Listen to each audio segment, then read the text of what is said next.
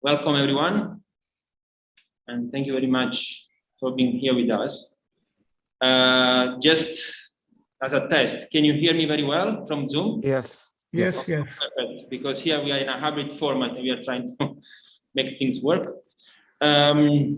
So yeah, fortunately this is a hybrid format, so hopefully we're going towards in-person conference again. And I'll just make a few remarks, and I'm speaking on behalf of all the organizers. Unfortunately, one of the organizer Alexei, unfortunately, is still not here, but he should reach us soon. And first of all, here we are, me, Luca Bonifante, Sravan Kumar from Tokyo Institute of Technology in Japan. And then we have also our organizer locally here. We have João Marto, Paolo Muniz, and Isabel Cunha, who will also stay with us. And yeah, so just a few remarks about how the conference is going to work. There will be 2 sessions per day, as you can see from the program. And each talk will have 35 minutes plus 10 minutes of questions. And we will just try to postpone all the questions during these 10 minutes.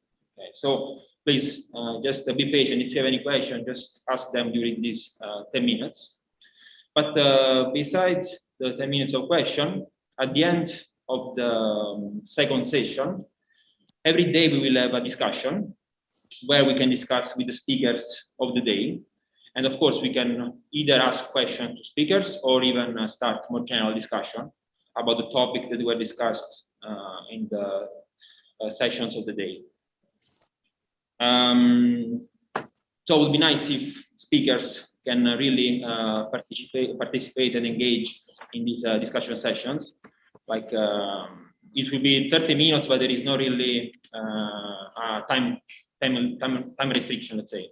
We put 30 minutes, but if you have more to discuss, we can even go on up to an hour or even more, depending on, let's say, how much enthusiasm there will be in the audience and among participants and speakers.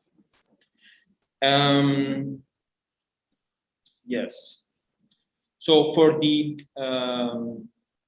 talks, okay. So basically, we will. Of course, here we are in a hybrid format. So, for instance, you cannot see people in the room here, but we will try to work. When there will be some question, we will try to use an extra camera. For instance, I can show people from the room with this camera. And so here we are. All the people here. No, hello. Yeah. So, well, there is no one there, but yeah. So we'll try to make it. Let's say, as live as possible with this extra camera. So every time there will be a question or discussion, we'll try to work with this camera. And we even have here some whiteboard, blackboard. So during the discussion, if something is needed, we can just use this camera and the speaker or whoever can write something on the blackboard or the whiteboard, or we can even use whiteboard on Zoom. Okay. Having said so, I don't know if some of the other organizers wants to say something. Sravan, Paolo, Joao, if you have any remark to make. Otherwise, we can just start in 5 minutes. And maybe with Alexei, we can do some slide sharing. And our first chair actually will be Sravan. So Sravan, I will just leave you the lead to you. Okay. Well, Paolo, João, you want to say something? No, it's fine. For me, it's fine.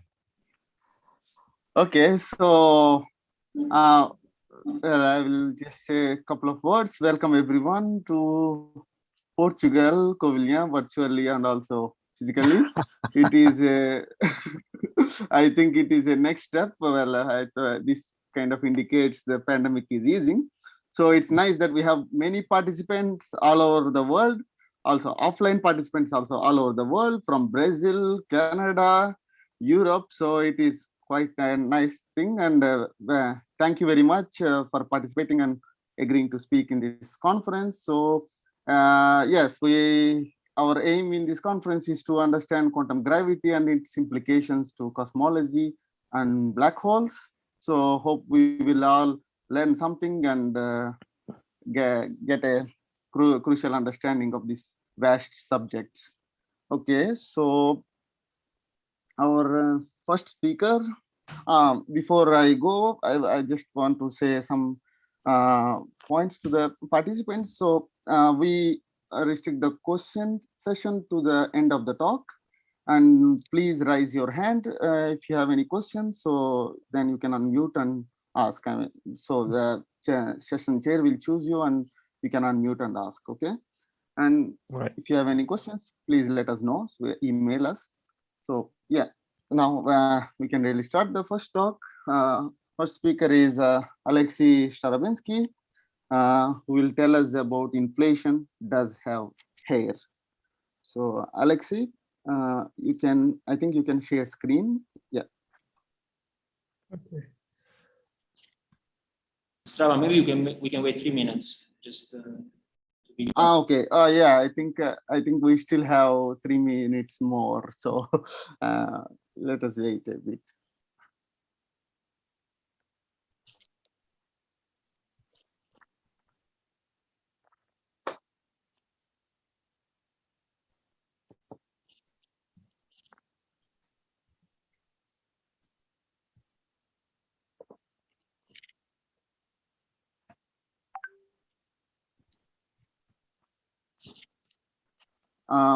Another question to the today's morning session speakers.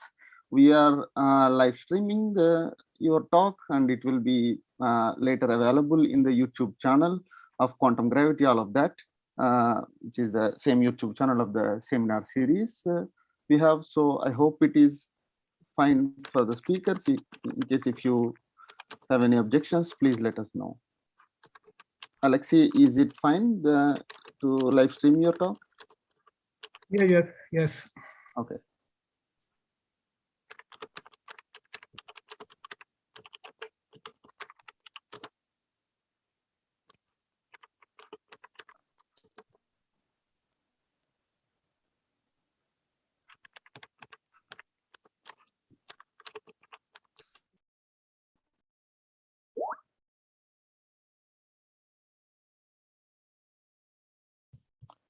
And everyone, if you are not speaking, please mute your microphone just to avoid any external noises.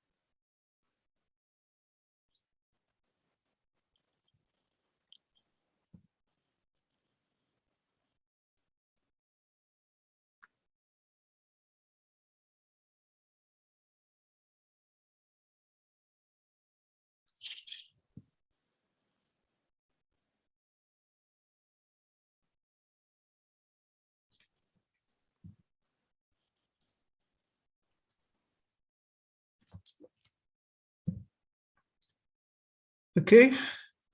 So Okay, so I think we can start. Luca, shall we start?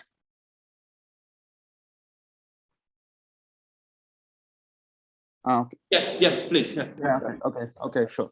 Okay, so yeah, our first speaker again, I will announce again for the newcomers, participants.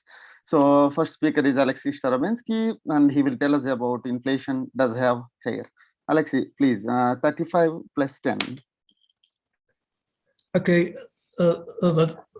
let me first thank the organizers for inviting me this conference.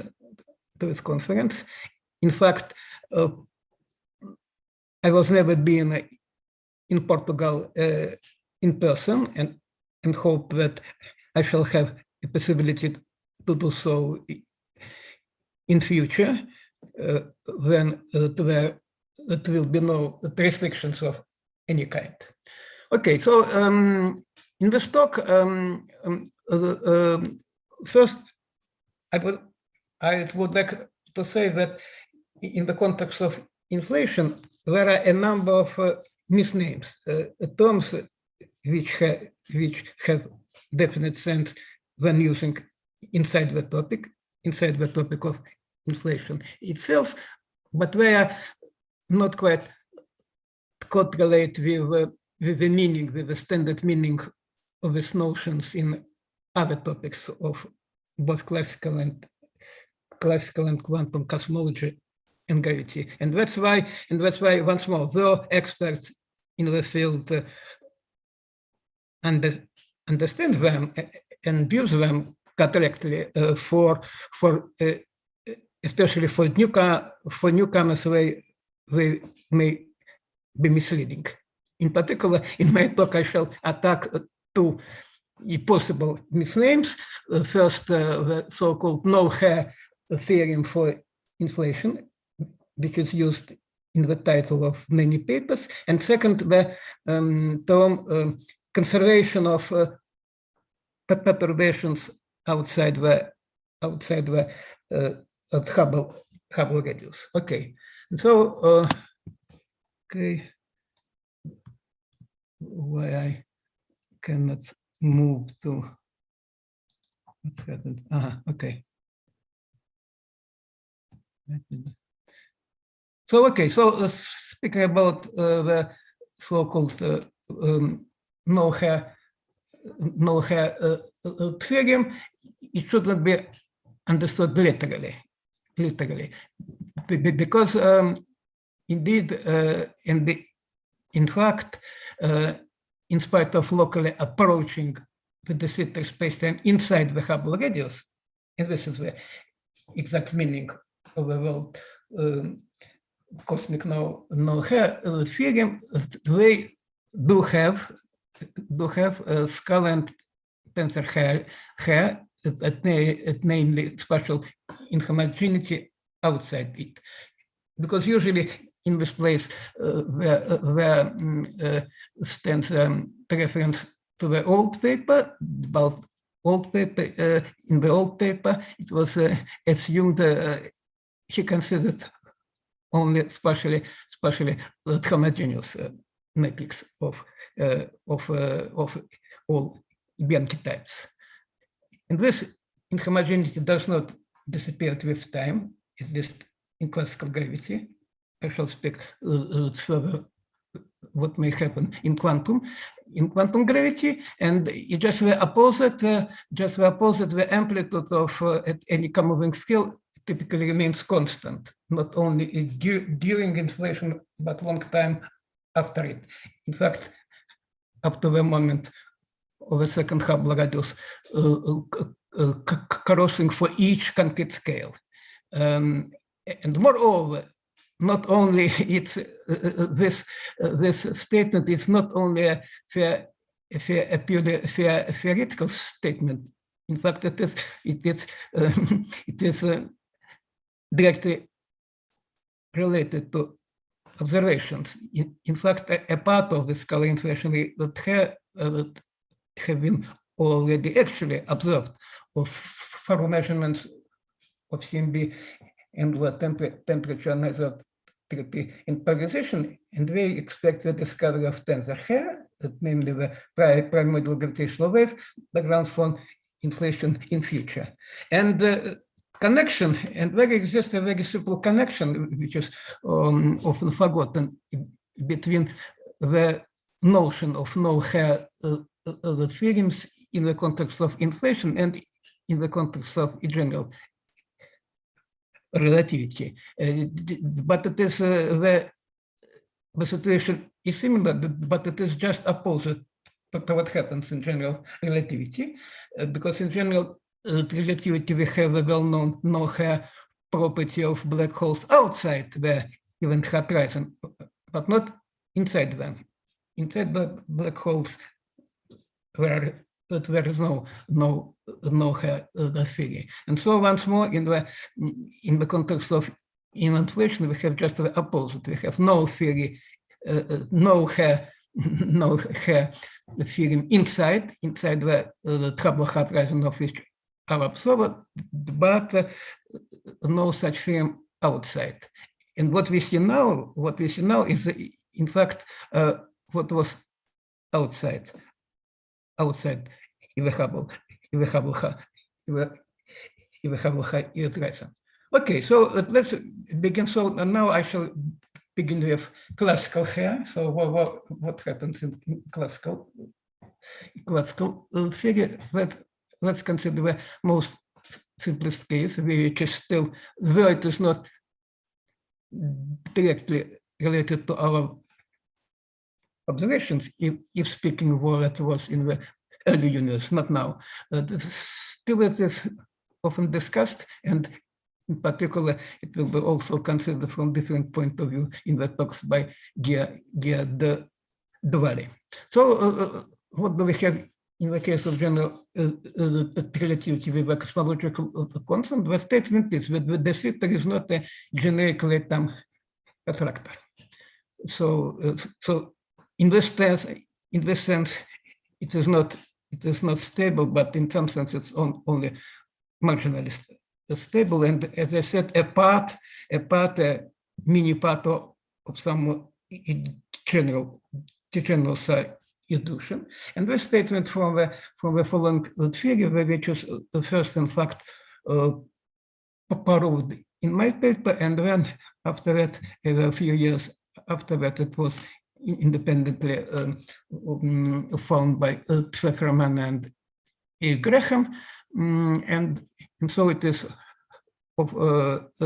sometimes called the Pfefferman-Graham expansion. So the statement is that the generic, by generic I mean is a solution which have maximal possible number of arbitrary functions at any cache, initial cache hypersurface. The statement is it is not simply de Sitter, it's only locally de Sitter, but it's de Sitter multiplied by arbitrary 3 times 3 matrix of spatial coordinates, where the only condition that spatial ingredients should be bounded, and this are the next term. So indeed, we have actually a classical, in the case of general relativity with an exact cosmological constant. So in this sense, we have at the classical level what can be called eternal inflation. We have classical tensor hair in the outside the Hubble radius of any observer. So okay, so in the because in general relativity to the cosmological constant, there is no scalar degree of freedom. We can have only tensor hair classically, but to have a scalar hair classically, we should consider some theories which admit a some scalar degree of freedom. In particular, it's just a general relativity interacting with a minimally coupled scalar field with some potential. And the simplest case is when the scalar field has an exponential potential, when asymptotically we have this law of expansion instead of exponent, as in the case of cosmological constant. And when the structure is the same, the structure is the same. So once more, it's with the same local law multiplied by arbitrary functions, but arbitrary functions which main term is constant in time. With decaying decaying tails. So this is what that happens in the case of minimal coupling. In the case of for the conformally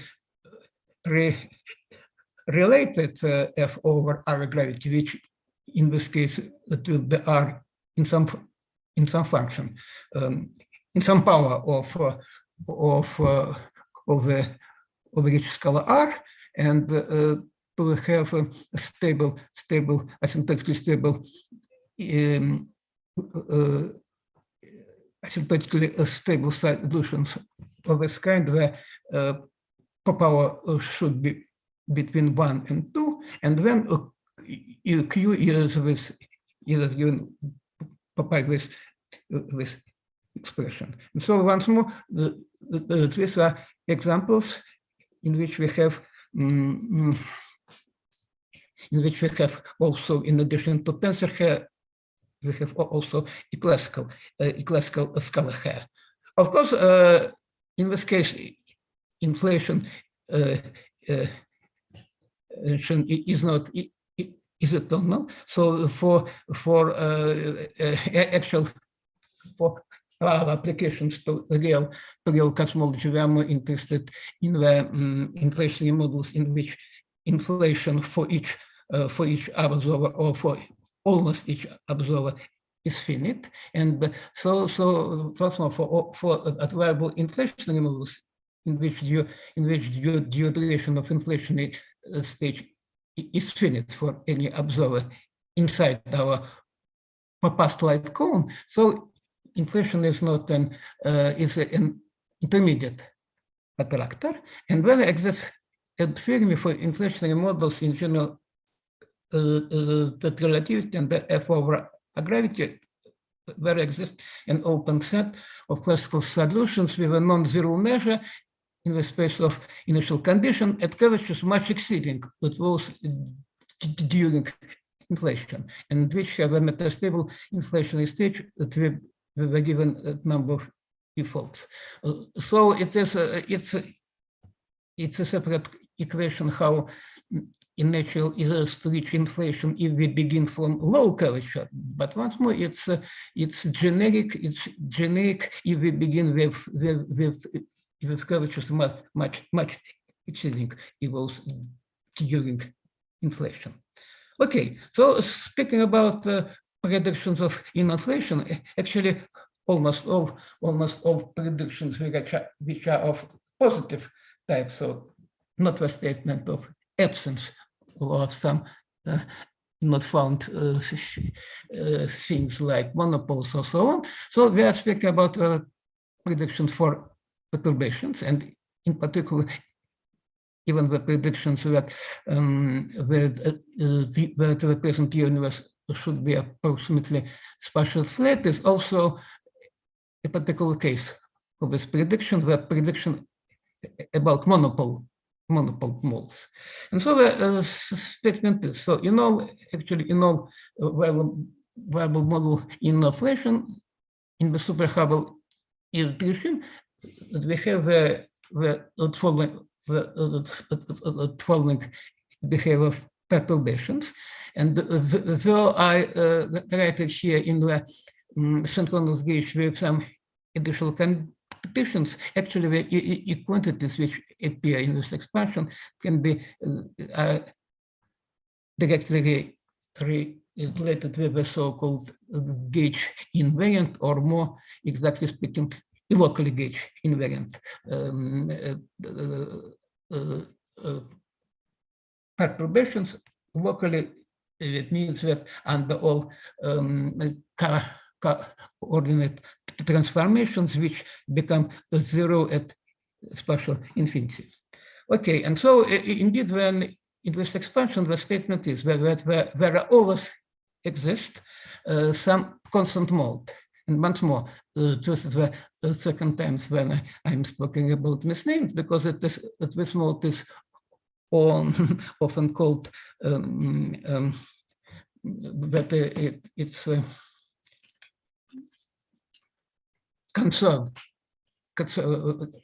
conserved mode, conservation of perturbations. But once more, the usage of the term conservation does not correspond to the usage of this term in classical mechanics, where by conservation we mean some quantity which is constant for any initial conditions. While in our case, it is only the statement that there exists one possible solution which is constant. So that's why that one should be cautious. So once more, the word conservation should not be understood in the same sense as it used in classical mechanics. Once more, we have only existence of one mode which is approximately constant in which regime. Okay, and when this 3 times 3 matrix, it has a trace term, and which is very simply connected to what is called curvature perturbations, and another term which is traceless, transverse, and this is transverse, and this is simply the normal, even normalization conditions, and this it describes the primordial perturbations. And so, at variable inflationary models, we expect both scalar perturbations and primordial tensor perturbations, primordial tensor hair.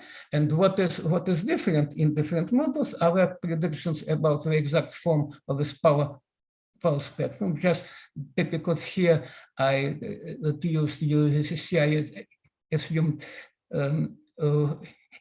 as the main term, I assumed the Euclidean of metrics. That's why it's possible to expand it into 3-dimensional Fourier components.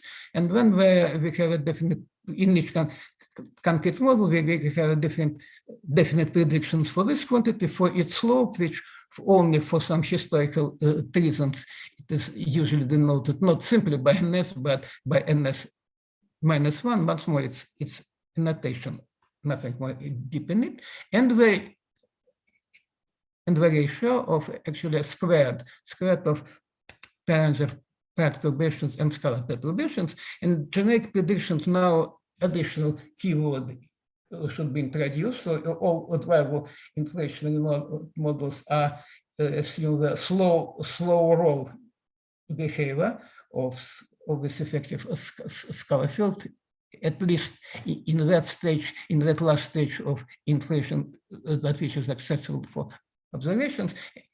And when the generic prediction is that both these quantities are small.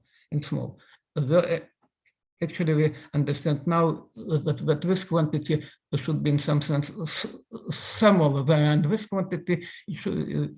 In variable models is of the order, this quantity is the order of this quantity squared.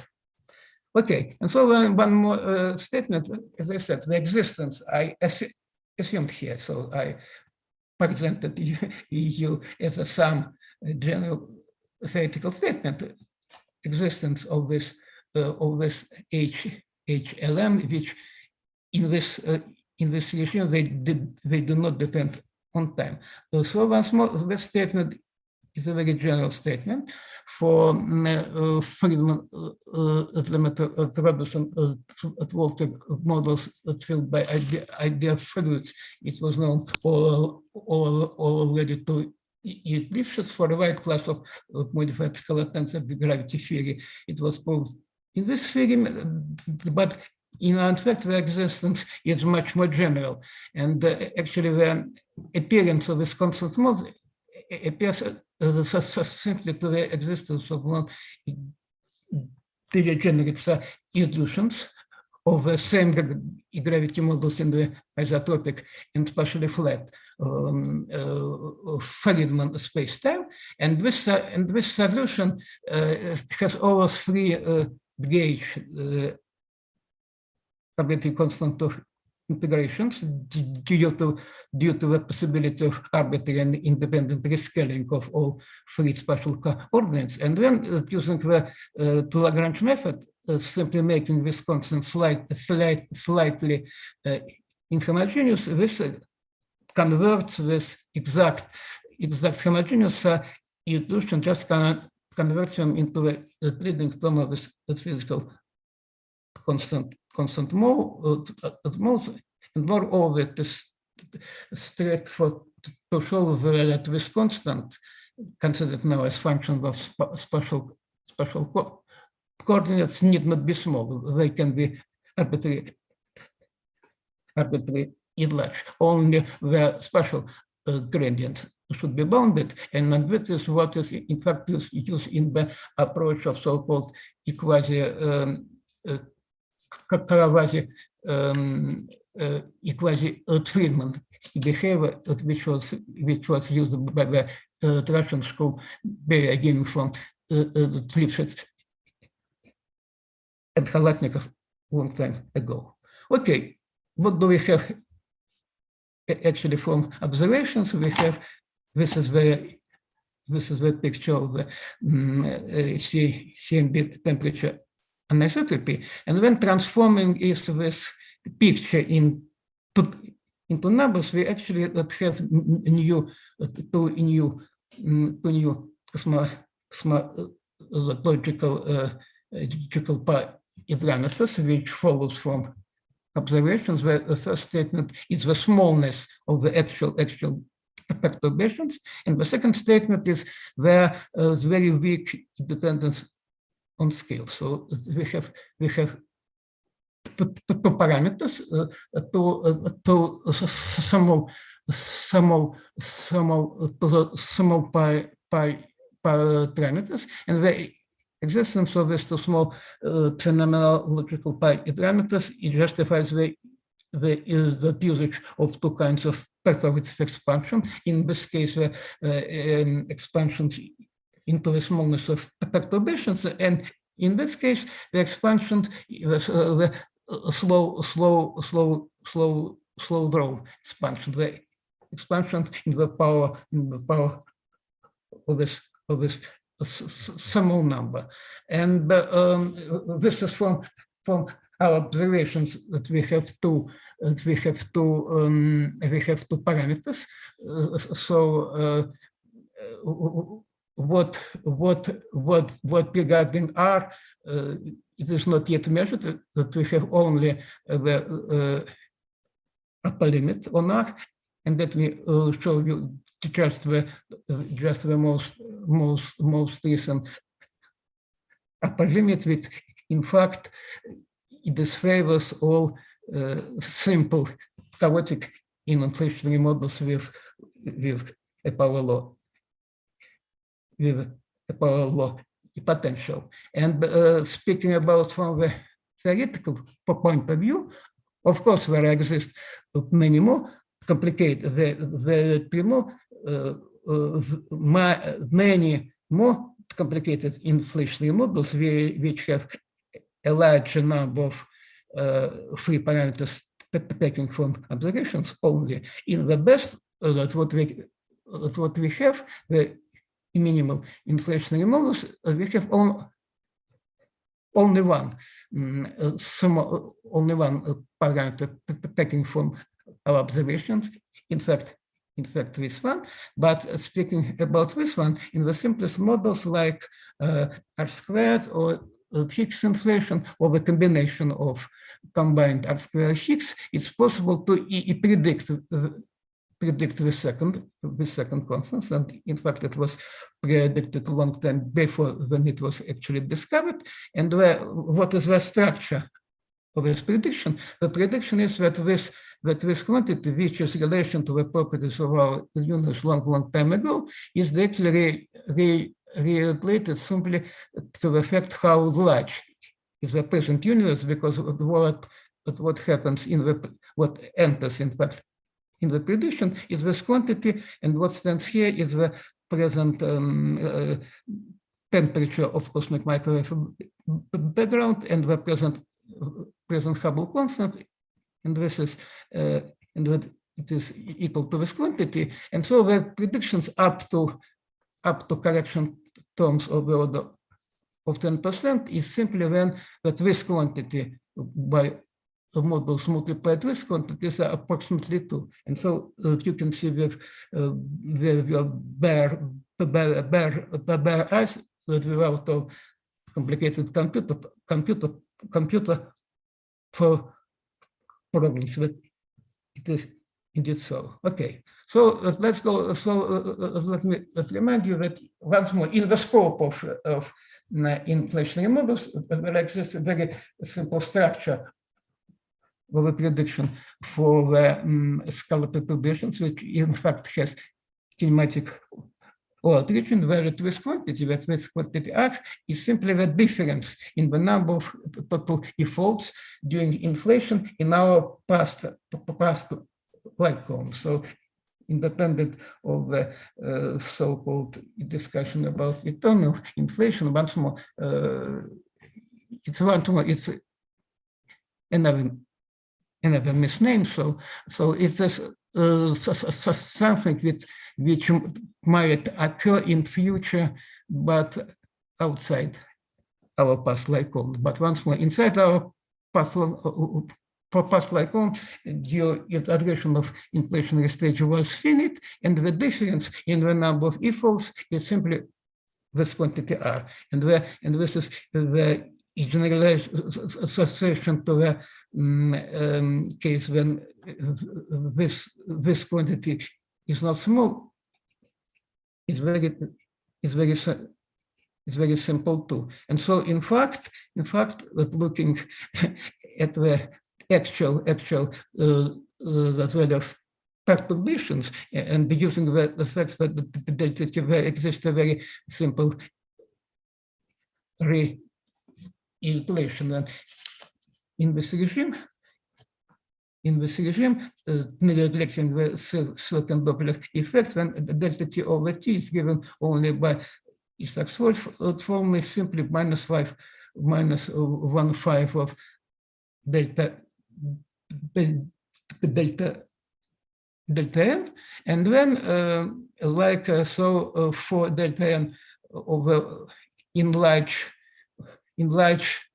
oceans and in large oceans here and in large mountain at regions here, which is of order of 10 in power -5, we have just a prediction that delta n is 5 times 10 to -5, and so the difference, in fact, the difference in the duration stage in the minimal inflationary models, which have only one adjustable parameters, delta T of the order of 5 Planck times. You may immediately cry, how is it possible to speak in this semi-classical models about time differences of the order of Planck time? It's possible, just in the same sense, but in particular, just in the same sense, when speaking about actual measurements of gravitational waves, we are speaking about shifts between mirror of the order of 10 in power 18 centimeters, which is 5 orders of magnitude less than the proton radius. And for making these predictions, we need not know that we need not think about correct continuation of a standard model with energies. We need not think that actually protons and neutrons are constants of quark and so on, because this refers to the duration of inflation average of the scale, which is of the order of approximately 1 meter at the end of inflationary stage, and this contains more than 10 in power 100 Planck volumes. Okay, so now let me move from classical hair to quantum inflationary hair. And actually, let me remind you that in case of inflation, all calculations are assumed are based on two independent assumptions. Where the first assumption about existence of metastable quasi-de Sitter stage, so inflation, slow draw inflation, and the second is that the origin of all inhomogeneities is the effect of particle gravitational, or the effect of gravitational creation of pairs of particles and antiparticles, and the corresponding field of fluctuations during inflation for the adiabatic vacuum or in all particle states, for not for all Fourier modes, but only for some very large range of Fourier modes covering all. Alexei, yes, okay. you have five minutes. Yes, exactly. Okay, so in fact, okay, let me only shortly mention this, just because this theory, of course, it uses quantum gravity. So, in fact, all these quantities are quantum, and quantum even at the present time.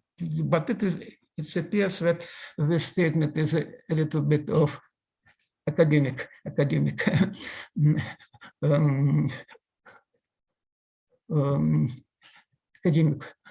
origin, because this formally quantum.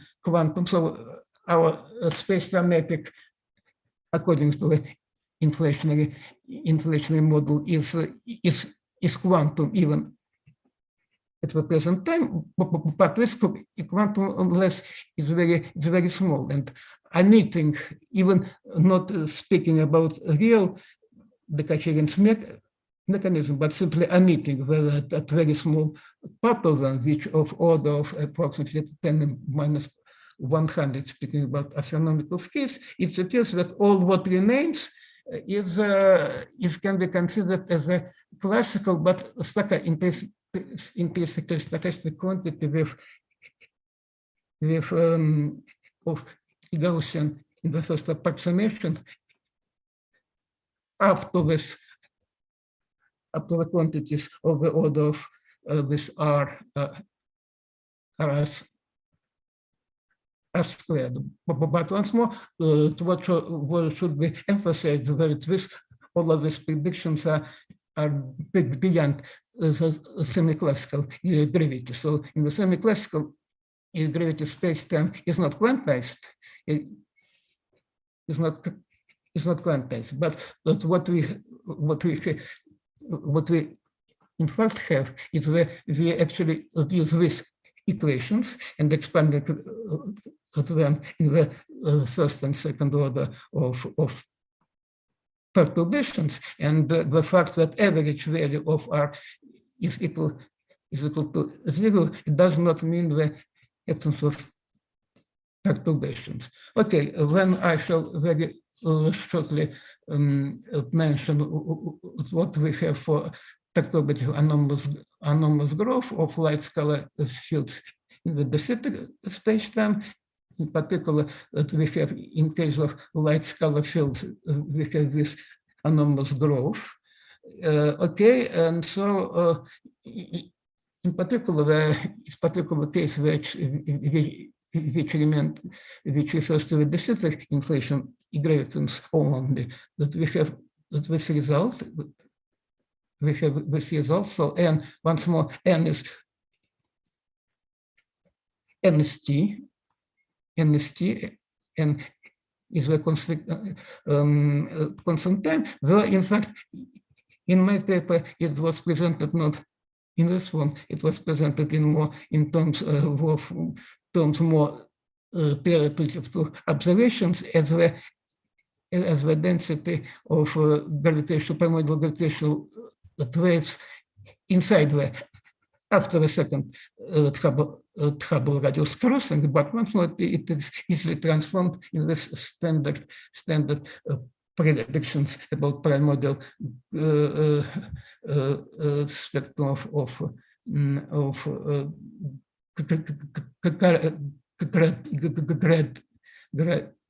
gravitational waves. Okay, then it's possible once more, because I don't have time. It's possible to expand this theory to the case not assuming scalar perturbations are small, and then in fact all this effect about which I'm speaking now occurs when scalar perturbations are always larger, always exceeding unity, while the tensor are still small.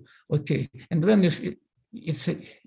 it's achieved by either using stochastic approach to inflation. So once more, because it's always done a long time ago, so that let me always mention it, that it is described by speaking about scalar degree of freedom. It's described by the illusion equation for large scale fields, or the corresponding Fokker-Planck equation. In particular, okay, so I shall skip this. Let me show you this Einstein. In fact, it's not Fokker-Planck. It is the Einstein Samolov-Hovsky equation. Okay, and then the example of problems which can be solved with these equations is the fact that we can calculate probabilities to go to different vacuum after inflation. In particular, if we begin of potential of this time, that what are the relative probabilities to appear after inflation, either in this case, either in this place or in this place, and when the answer is given by, okay, let me show you, okay, by this equation, but of course it contains an unknown quantity which initial conditions at the beginning of inflation. Of course, as in all dynamical theories, the results depend on the initial conditions, but it can be shown that this condition, in this case, this condition is sufficiently small. It gives only corrections to the exponent. Also, what can be calculated is the local due iteration of inflation, or also correlation functions too. Once more, mainly that this was a general method about how to do it was presented in this paper. Okay, so once more, and example also the quantum field theory in the of self-interacting scalar fields. Okay, in particular, though this stochastic inflation is a non-perturbative, some non-perturbative constructions, it can be compared with the standard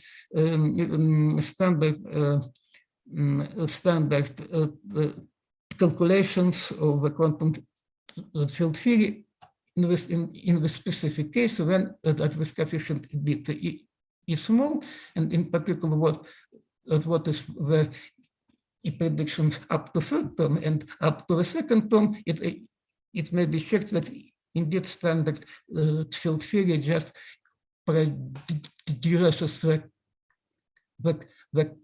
correct values for this and these coefficients. Okay, then I think I shall stop here and then present my conclusions. So, but both classical and quantum inflation here do exist, and scalar hair are even partly observable already. So they are approximately time independent in the super Hubble regime during and long time after inflation. So the Gaussian statistic is the agreement with the assumed mechanism of the creation from the adiabatic vacuum state during inflation for a finite range of scales, covering all observable scales, when using for normalism of stochastic slow roll inflation, the behavior of scalar hair can be quantitatively described in the strongly non-linear equation of scalar perturbations when tensor hair are still small. And finally, once more, the outcome of this result is the following: where we see no quantum instability of a self-interacting scalar field with the de Sitter background with adiabatic vacuum initial conditions in the Poincare image. Thank you. Thank you very much, Alexei Starobinsky, for the very nice talk and starting the conference with this. And so we have time for a couple of questions. Please raise your hand if you want to ask any questions. From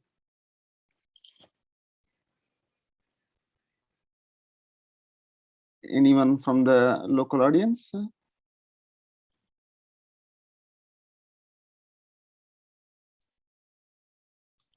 Okay, maybe I can start with the question. So meanwhile, I will wait for people to raise hand. So Alexei, my question is about, as you said, that this inflation does have scalar hair and it is partly observed today. So, but can we predict how much is the hair that can, from the theoretical considerations, which can be fully observed? Let's say, is there any limitation? Like, are you speaking about the amplitude or about the range of scales? Yep. About the range of scales.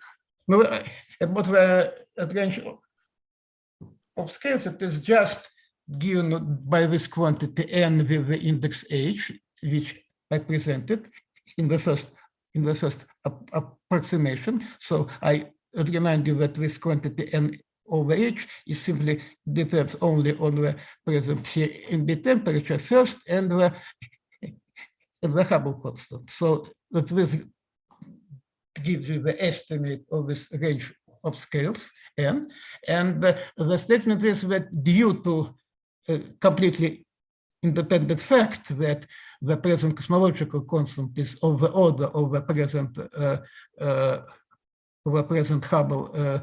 Hubble constant squared, that this gives us this range of scales cannot be significantly enlarged. So it may be with infinite future time, it can becomes larger only say by 10%.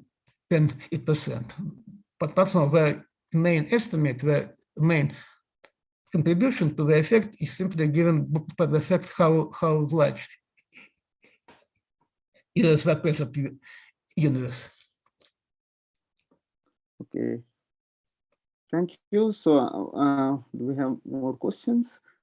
We have a question from in the chat, which is written in different languages. So can you nail sorry to pronounce not how can I see it? Okay, maybe I have to stop screen sharing. Okay, let me stop sharing. Yeah. Okay. And okay, chat. Yes. So what is e-false? The e-false is simply the e-logarithm, natural logarithm of a scale factor. Okay, so I think we will have much more interesting discussion on this topic. So we will move to the next talk, and we will discuss further in after the second session. where we have discussion session of all speakers. Thank you very much, Alexei Starobinsky. And our next speaker is Dolgov, Alexander Dolgov. Okay, I hope you hear me, and I try to share screen. Yeah, I'm trying. I'm making you co-host. You can share screen, I think. Yes. Okay, I'll I try. think you should be able to share screen. Yeah. Okay, it's always complicated. Okay, let me see.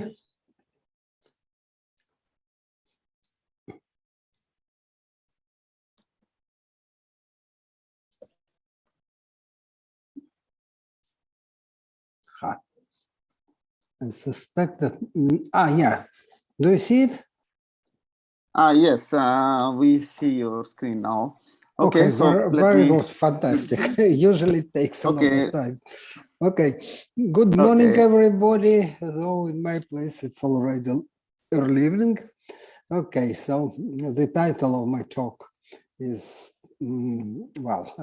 subject of my talks are two very much related topics, namely primordial black holes and possibility of antimatter in the galaxy, not only in the universe.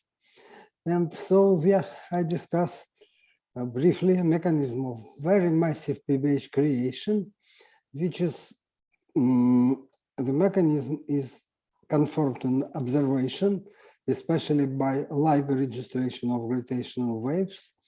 And also it solves some large number of problems with the observed supermassive black holes and black holes with intermediate mass, which are discovered recently in huge amount, and not only in the present day, but what is much more surprising, so in not very early, but in the young universe, roughly speaking, 10 times, 20 times maybe younger than our previous, when we are now.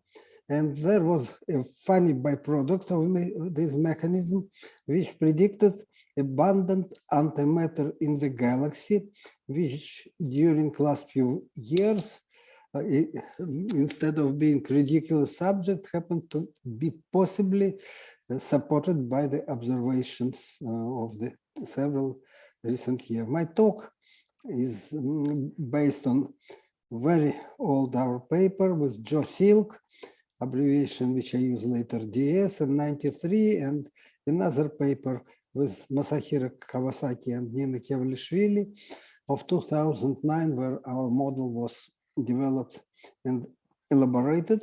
And even in this last paper was cosmic antimatter, even in the title of this talk.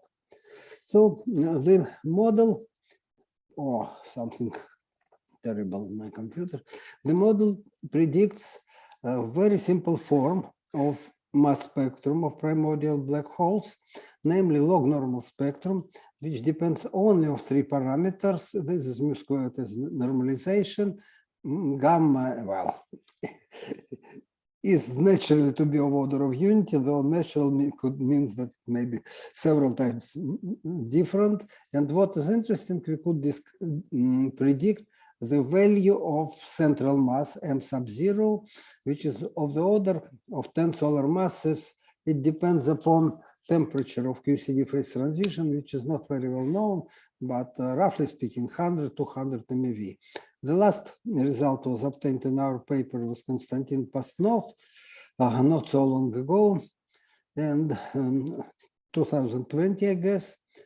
And what is essential thing for me, that this shape of the spectrum was verified by the observational data of collection of chirp mass distribution of LIGO events, LIGO binary events. And there was a paper with a large number of co-authors, mainly of Sternberg Institute of Astronomy. Okay, and so what was done in this work is really a description and comparison with theoretical expectation of all available data of LIGO. We first use publicly available data and then also added to them when data was published. And the best fit is obtained with M sub 0 equal to 17 solar masses and gamma, I think, 0.9 or something like that. So everything falls in theoretically expected range. And there is very good agreement with observations. And if we speak about binary black hole models based on astrophysical produced black holes, there should be some additional adjustment. Of course, choosing parameters, one can do that, but it demands some work. So this is our results. This is the red line is best fit with M sub 0, I understand, equal to 17, and the blue, short blue lines is or are experimental data, and green line is a different value of parameters. And this graph corresponds to several astrophysical models. We took most popular ones, certain ones, and you see that agreement is not so good, but of course, I cannot say that all astrophysical models are excluded. Okay, so I would say disfavored. At least here we didn't do anything. So what another thing is the paper by Sergei Blinnikov, Natalia Paraika, and again Pasnov, where we studied all different puzzles of gravitational wave events, assuming that they are primordial. And this our paper was not the only one. There are, I think, about a dozen of such papers where people seem to agree that most probably the like event are induced by primordial black hole coalescence. And one thing which was really striking, that it was believed that black holes with masses around 100 solar mass could not exist, but it was found. And immediately there appeared several papers which explained how such black hole could be produced in astrophysical processes, but it demanded certain adjustment of physics.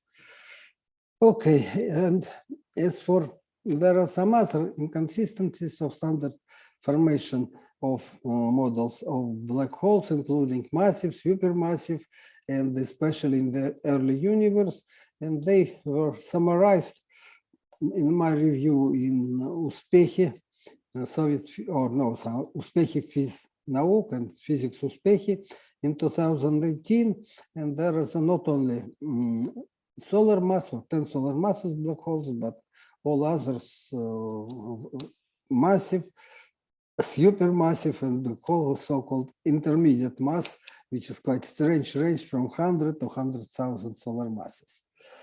Okay, now that's it. I essentially said that there are contemporary universe is full not only of supermassive black holes, but the so-called intermediate mass. And I think, at least for not only for me, I'm not very deep in the subject, but for many astrophysicists, large amount of this intermediate mass black holes were quite a surprise.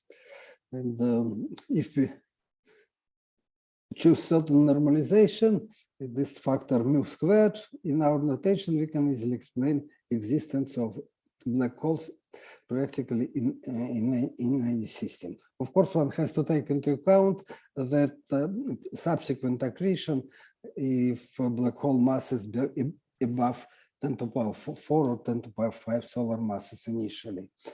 Okay, there are also some strange objects which could be created by the mechanism of the quoted works, in particular primordial stars, which probably should be quite fast, and stars which are extremely old. And there was observation of a star which was older than the universe. Of course, it's formal thing, and because its initial chemistry was unusual and the star was enriched with heavy elements. So it's a possible observation, or more probably that the star is not as old as the astronomers claimed, but there are many of them. And formation of very massive primordial black hole became possible theoretically after it was understood that inflation can have an essential impact on their formation. And there are several papers in chronological order. Our paper with Joe Silk, then Bernard Carr and Jim Litzy, Ivanov, Naselsky, and Novikov, Garcia, Biledo, Lind, and Bonds, and density perturbation at inflation, which might lead to PBH formation, was studied in the paper, which is earlier than all the quoted by Starobinsky. And there is a big discussion in the literature if primordial black holes could be cosmological dark matter. We believed with Joe Silk ages ago that it could be 100% cosmological dark matter, but recent data mostly strongly against it. In the last review by Carl Bernard Kant and Florian Kuchnel in last year, in November or October, that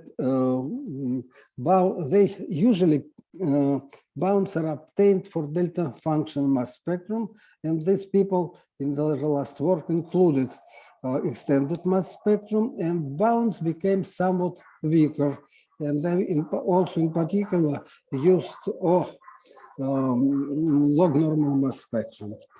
Okay, and then if we take seriously that this model of formation of primordial black hole was indeed operated in the very early universe, one may believe that in its byproduct, namely, this model predicts that there could be antimatter which in our galaxy, in the Milky Way, in a different form, and it could be formed as a result of formation of compact stellar-like object, which was not so massive to form a black hole, so they have not enough mass to become black hole, but in that case, if they are made of antimatter, they could be observed. Of course, there is very difficult case. I don't know if possible to distinguish between black hole made of matter and antimatter. I don't think is not so, except for black holes. Sorry, I'm in a hurry because I have a lecture very soon, and hurrying, I missed something. What I want to say that there will be not only anti-stars but other manifestation of antimatter, and this is exactly what is observed in the sky now in the galaxy.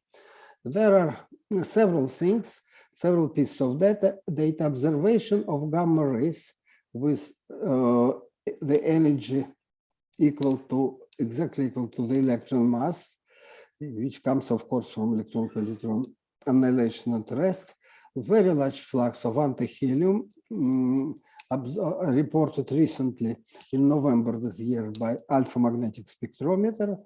And last and not the least, possibly several stars which may be anti-stars because they produce excessive gamma radiation of several hundred MeV. So one by one, there is observation of gamma rays with 511 kilo electron volts, and there is a lot of paper on that. And until recently, the commonly accepted explanation was that they were created in strong magnetic field of pulsars, but a recent result of IMS probably exclude this mechanism according to the talk by Sam Ting. And the point is the following. I will talk about that next page. The next thing was registration of anti-helium, which was reported in 2018, again unpublished, and much more data was reported this November by Sam Ting. and they have very high fraction of anti-helium, and this is too much for a reasonable model. And because secondary radiation of anti-helium-4 is negligibly weak. Tink mentioned in his talk that they hope to observe anti-silicon, I don't know how to say. And it is not excluded that the flux of anti-helium is much larger at very low energy because, and I would expect so if there is real antimatter, but low energy anti-helium may escape registration in alpha magnetic spectrometer.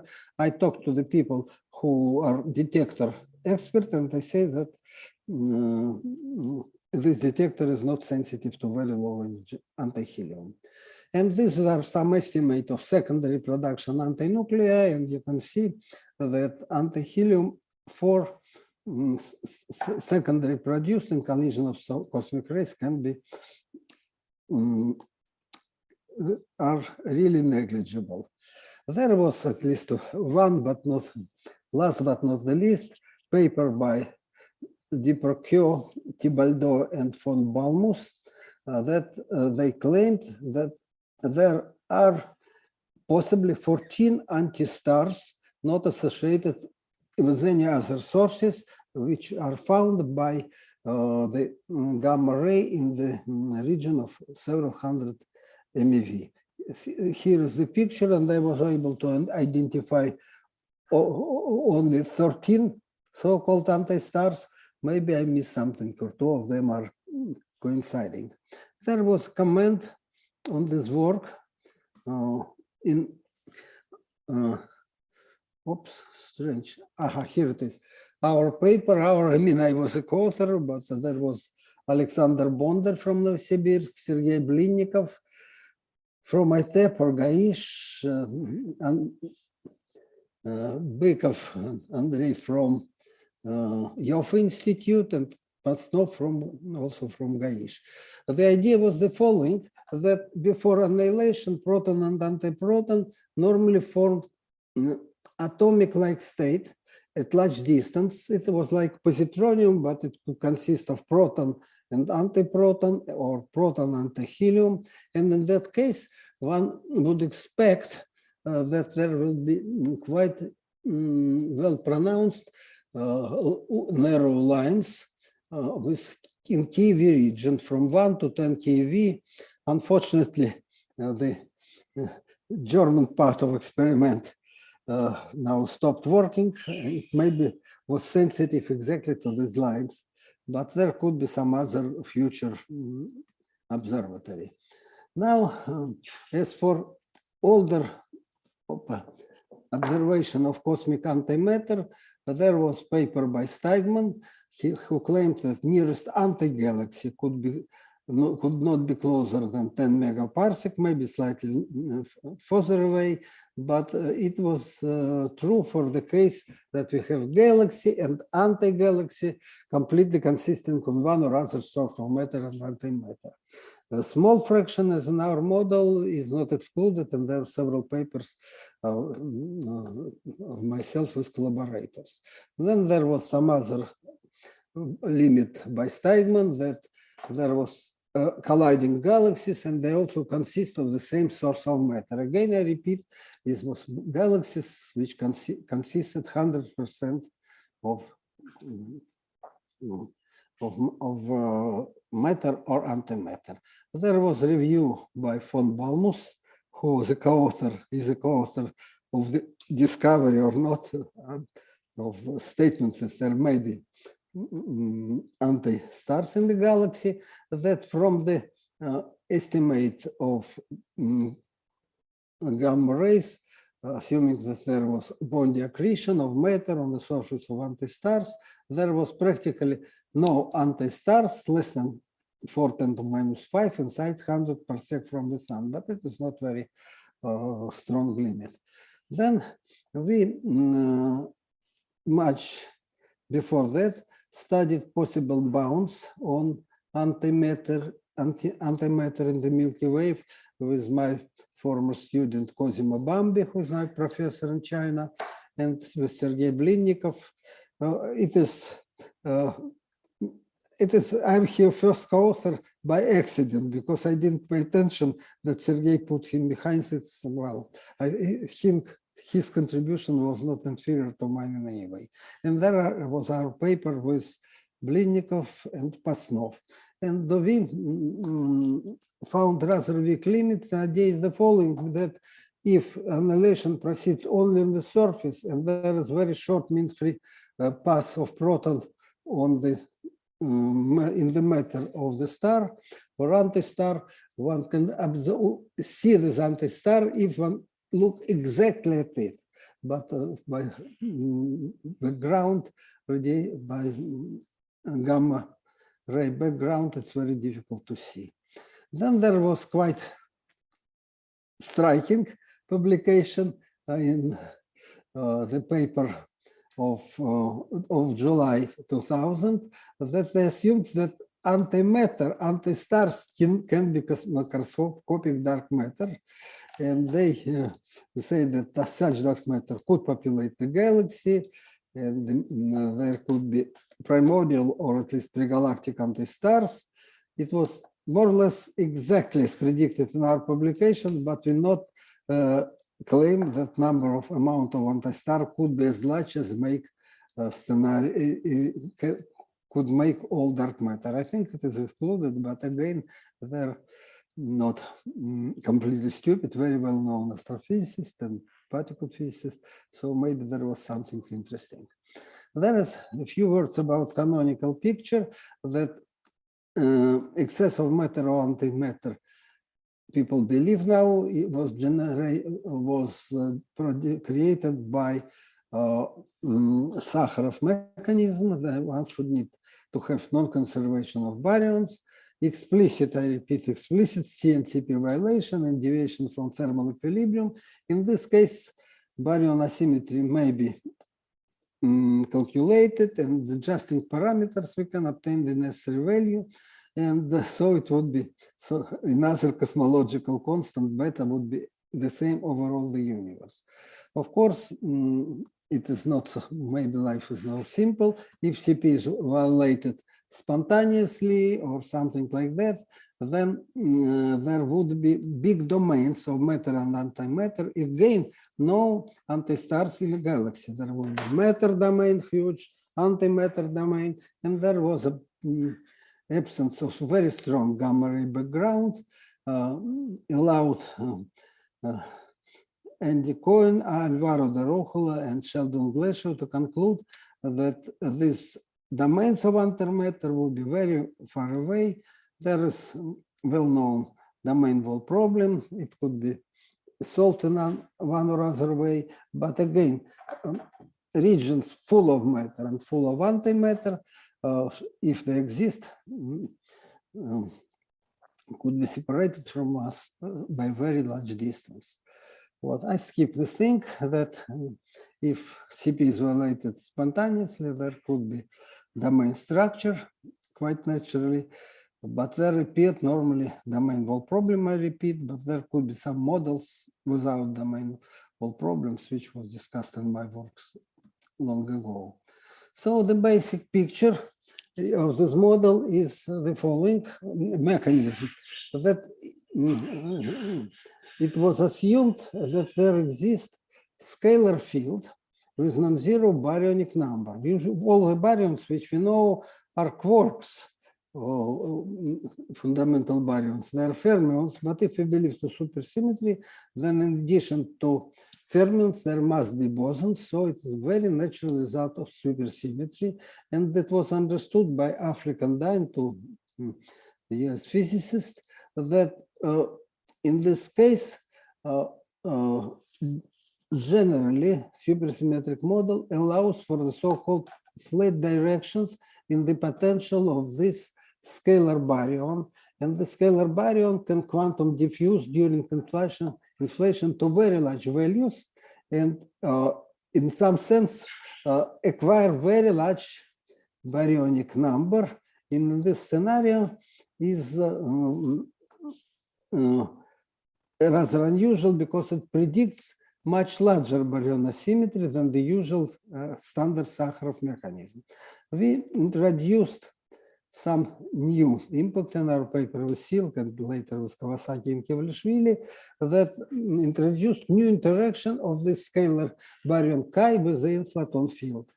And then in that case, this interaction does not allow to field chi reach very large values except for rather short time during inflation.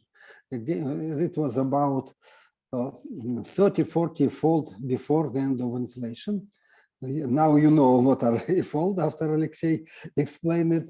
So due to this new interaction, the gate to flat direction was opened only during very short time, and only small bubbles could acquire large baryonic number. So we call it HBB, high baryonic bubbles. And you know, just cannot resist joking that HBB, some nasty people used to call American coffee. They call it hot brown beverage. So it's just accidental coincidence. So we have the following picture that due to this mechanism with new interaction to inflaton, there were universe with homogeneous and small baryonic number density, and the other one part there was bubbles with very large baryonic number.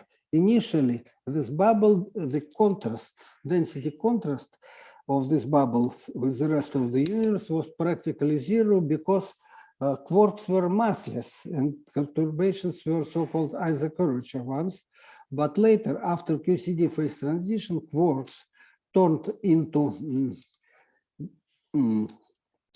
baryons, protons and neutrons, and density contrast became huge.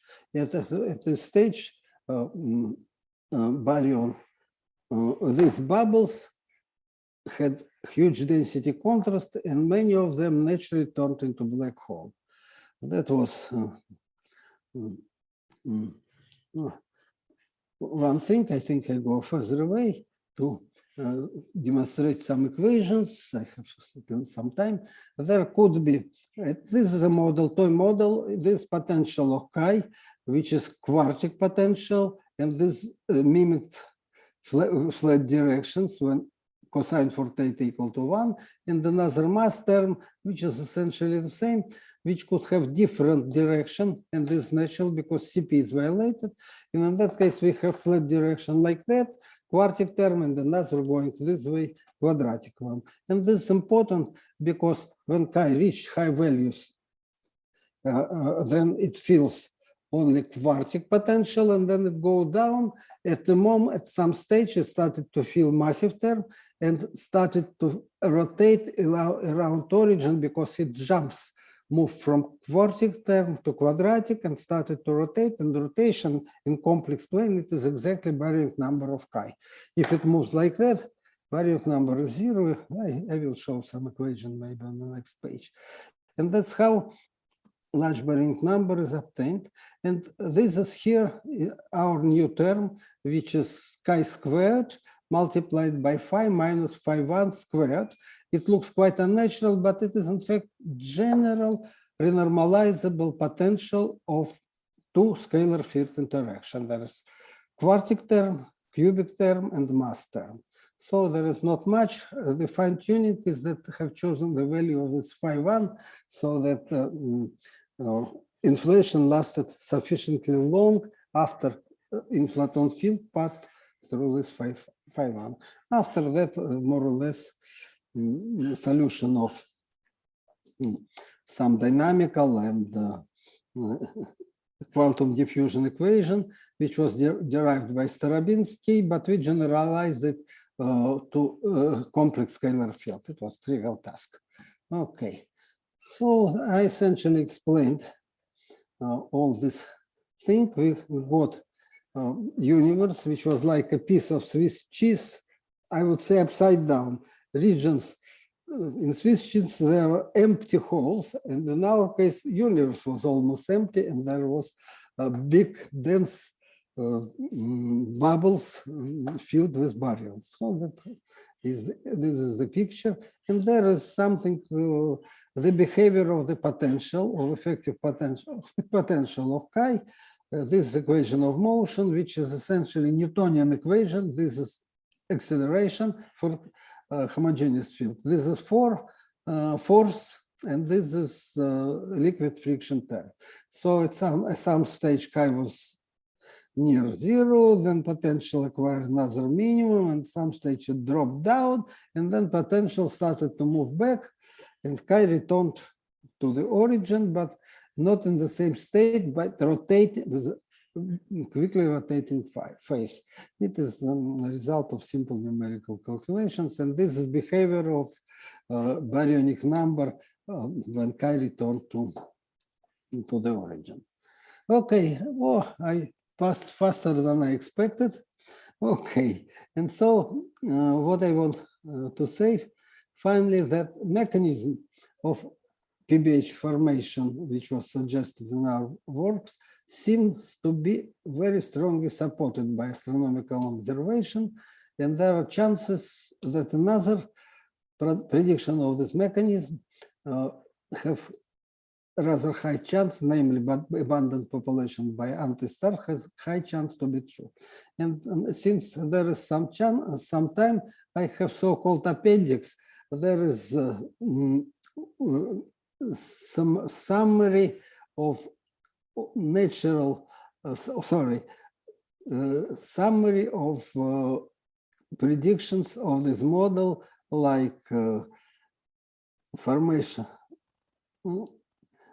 of compact stellar-like objects, some strange stars, and log normal spectrum, which is confirmed by observation. I think that's the only one spectrum of primordial black hole which is compared with the data. And there is also problems with high Z universe, and where abundant population of supermassive black holes are formed. There is very well-known problems that the time of formation of of supermassive black holes in galactic center, let's say billion solar masses, even universe age is not enough if one assumes the standard accretion mechanism. So this end, very massive seeds are necessary, but in one of the papers dedicated to observation of very bright galaxy at Z round 5 or 6, one of the authors said we probably could explain in a simple way. If you want to have elephant, we need baby elephants, but how we can create it? In our case, we have both, and baby elephant and elephants, and maybe this mechanism indeed works. Okay, now I stop here. Thank you. There is also something else, but I think. Okay, thanks. Thank you very much, Alexander, for the very nice talk. We have time for a couple of questions. Please raise your hand.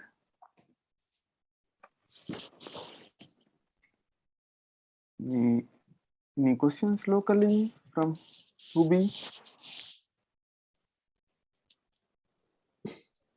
Okay, if not, I want to ask one naive question about observation. Okay. Yeah.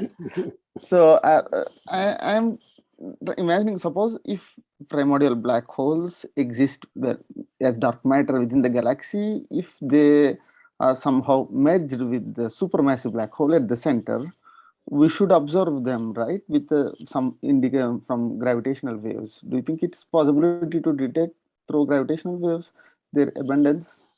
Well, the frequency is very low, so that the moment the bound of this black hole, gravitational waves absorbed from the binaries of supermassive black holes are not excluded, but as far as I know, there is not a very good limit. Another interesting thing that supermassive black holes are absorbed in very small galaxies with masses comparable with the mass of black holes, and one or two of them are absorbed in almost empty space. According to the standard approach, these huge monsters appear as a result of galactic collision, and one was expelled from the galaxy and now lives alone in this empty space. But in our case, not all the galaxies were not all primordial supermassive black holes were lucky enough to attract a lot of matter. And the question is related very much question of the mechanism of galaxy formation. Usually it's assumed that galaxy formed first, and due to excess of matter, supermassive black holes were formed. And I repeat that to this end, we need too much time. And not we, but also a couple of other groups suggested, but we were first, that galaxies could be formed in other way around. First, seeds in the form of supermassive black holes, and they attracted matter. This mechanism has also its own problem, but strict numerical simulations was not yet done. Though I know at least a couple of astrophysicists who also advocated the same idea. There is another thing, that there are black holes in globular clusters and dwarf galaxies with a masses of a few thousand solar mass. And it's also interesting thing, and creation of these objects are not understood, but if they seeded galaxy clusters, and there was our paper with Pasnov, that if they seeded, well, globular clusters of dwarf galaxies, in that case, everything is fine. We have just enough of this 2000 solar masses black hole to explain all existing globular clusters. Okay, thank you. I have another short question, if I may ask, about anti-stars. It's first time I don't know much about them, but do they collapse like normal stars and they form black hole, and are they different from the standard black holes? I mean, formed by anti-stars, antimatter. No. As for black hole making of matter or antimatter, there is no difference. Of course, there could be some atmosphere, but it's not very important effect. And if we have stars and anti-stars, it's so-called unfinished black holes. They were not massive enough. And what is naturally expected in our matter, that they would be mostly compact stars, quite unusual, with not standard astrophysics and unusual chemistry and anti-chemistry. Okay, there is a lot of work. Maybe we should wait till it would be confirmed, everything. Okay, thank you. Are there any questions? If not, you said you have class, you have to rush for lecture, so I hope you are in time. Okay. Hello, I don't. Are you able to hear me? Yes, I do. Yes. Yes, it's Philip Mannheim. I'm sorry, I'm coming in on a cell phone at the moment, and I don't have complete control. But I wanted to comment on this. There's cosmological dark matter and there's galactic dark matter. Now, I think we can always argue that cosmological dark matter is locked up in primordial black holes that are still around. But as far as galaxies are concerned, the dark matter has to be out in the periphery of the galaxies, not anywhere near the center where there are known black holes. So, are you suggesting that that the halo of our galaxy, for instance, is full of primordial black holes? No, well, I would like to believe. In fact, density of dark matter around galaxies drops down as 1/r². Due to observation of so-called flat rotational curves. So it's, to my mind, at least some time ago, there was no contradiction with the data. Now people are much more accurate at trying to exclude primordial black holes as dark matter. There are some, but at least in the recent review by Karen Kuchlin, the region about 10 solar masses is almost allowed, taking into account all possible data with log normal or other kind of extended spectrum. There is almost at least 10% is allowed, and maybe even more. Okay, so So what limit, again, what limit would you set on primordial black holes from the microlensing experiments of the LMC and SMC? Oh, you see, it's better to look at the paper by Carr and Kuchel. I can show you.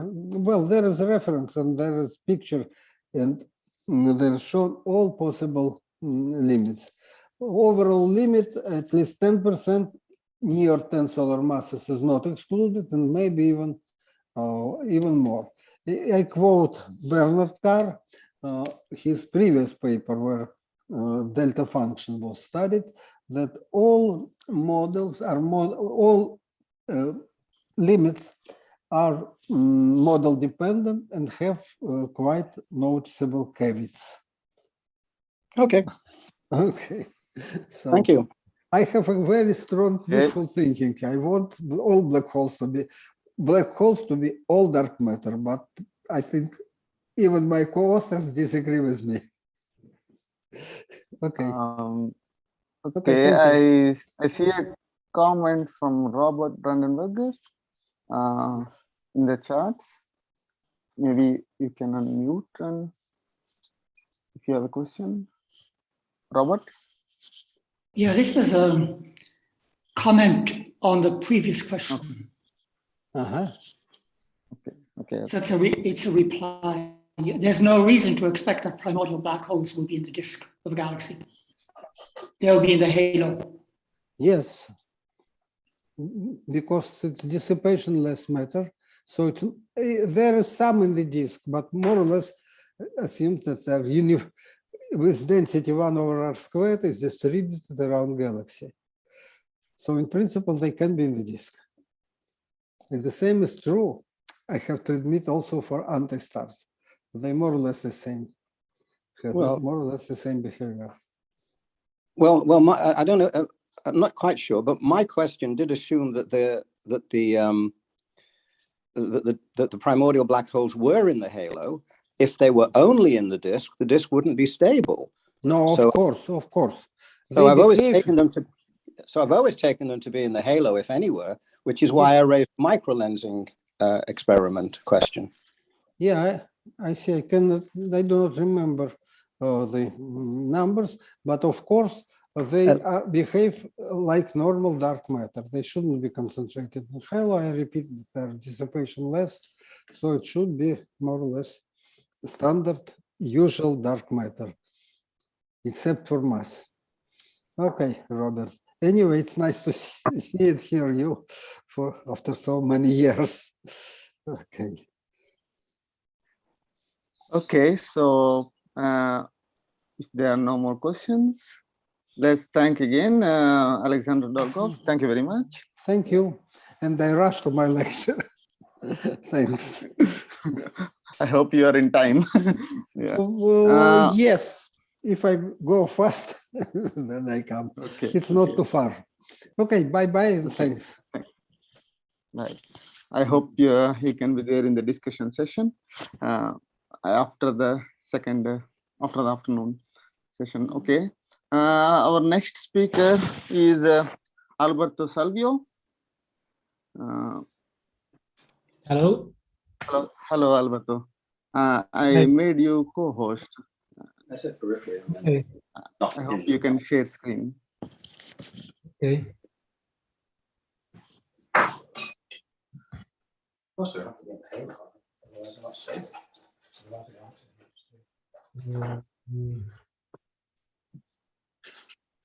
Second.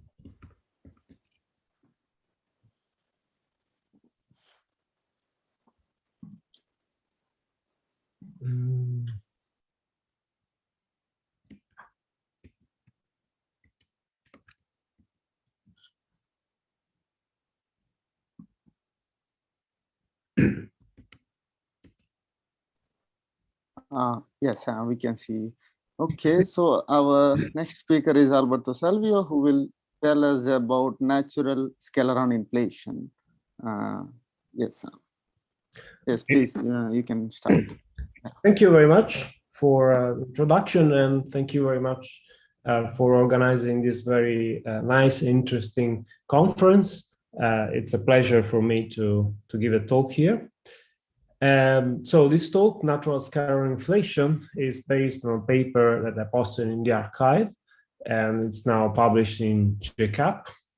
So let me give you some introduction about this topic, starting from what is called natural inflation. So the basic idea is to have the inflaton as a pseudo-Nambu-Goldstone boson.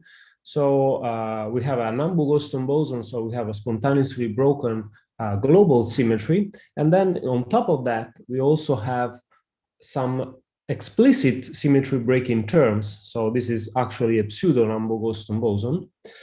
And in this case, the potential is completely controlled by the explicit symmetry breaking terms. In the limit in which these explicit symmetry breaking terms go to zero, we have no potential for the Nambu-Goldstone boson, as the interactions are purely derivative for Nambu-Goldstone bosons. So that's why this is a natural inflation, because we can control the slope of the potential of the Nambu-Goldstone boson by adjusting the symmetry breaking terms, by taking them small enough, essentially. On the other hand, quantum corrections that leave the potential of the pseudo-Nambu-Goldstone boson very shallow unavoidably generate also higher order terms in the action, as pointed out by Utiyama and DeWitt in 1962. And the simplest term that these quantum corrections generate is an R-squared term. So we have a term proportional to R-squared in the Lagrangian. And indeed, if we even just consider matter loops, such as the one that I show here, we unavoidably generate a running for the coefficient beta that multiplies the R-squared term in the action. So in this diagram, I'm considering just an example. The external lines are the graviton that doesn't have to be dynamical in this case, and the internal line is a scalar line. But in principle, all matter fields, all matter particles can contribute to the R-squared term. Here we have the complete one loop RGE for the beta coefficient. Mu bar is the usual RG energy scale, and NV and F and S are the numbers of vectors, bifermions, and real scalars. And also we are considering, for generality, also non-minimal couplings, psi AB, between the scalars and the Ricci scalar. So as you can see, we cannot take beta exactly zero, and we have to live with a non-zero value of beta. Now, we don't know what the exact value of beta is. This is going to be given by the final quantum theory of gravity, but this expression clearly shows that we cannot take beta equal to zero for all energies if we want to be realistic, if we want to have a realistic matter content, such as the standard model of particle physics. Okay. At the same time, as pointed out by Starobinsky in his seminal paper about inflation, the inclusion of the R-squared term also leads to a suitable inflationary scenario. Indeed, such term is equivalent to a scalar known as the scalaron that I'm going to call zeta in my talk, with a quasi-flat potential at large enough value of z. So the idea here is to combine the natural inflation scenario with the scalar inflation scenario. This is not completely trivial, because it is not trivial because let's say the limit in which we have pure natural inflation and the limit in which we have pure scalar inflation are certainly possible limits, although the pure natural inflation is not anymore in agreement with observational bounds.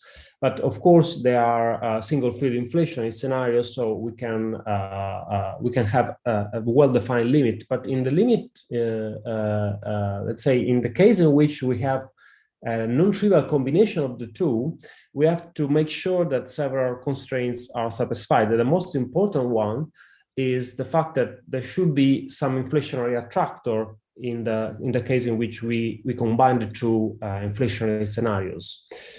And this has to reduce effectively the scenario to a quasi-single field scenario.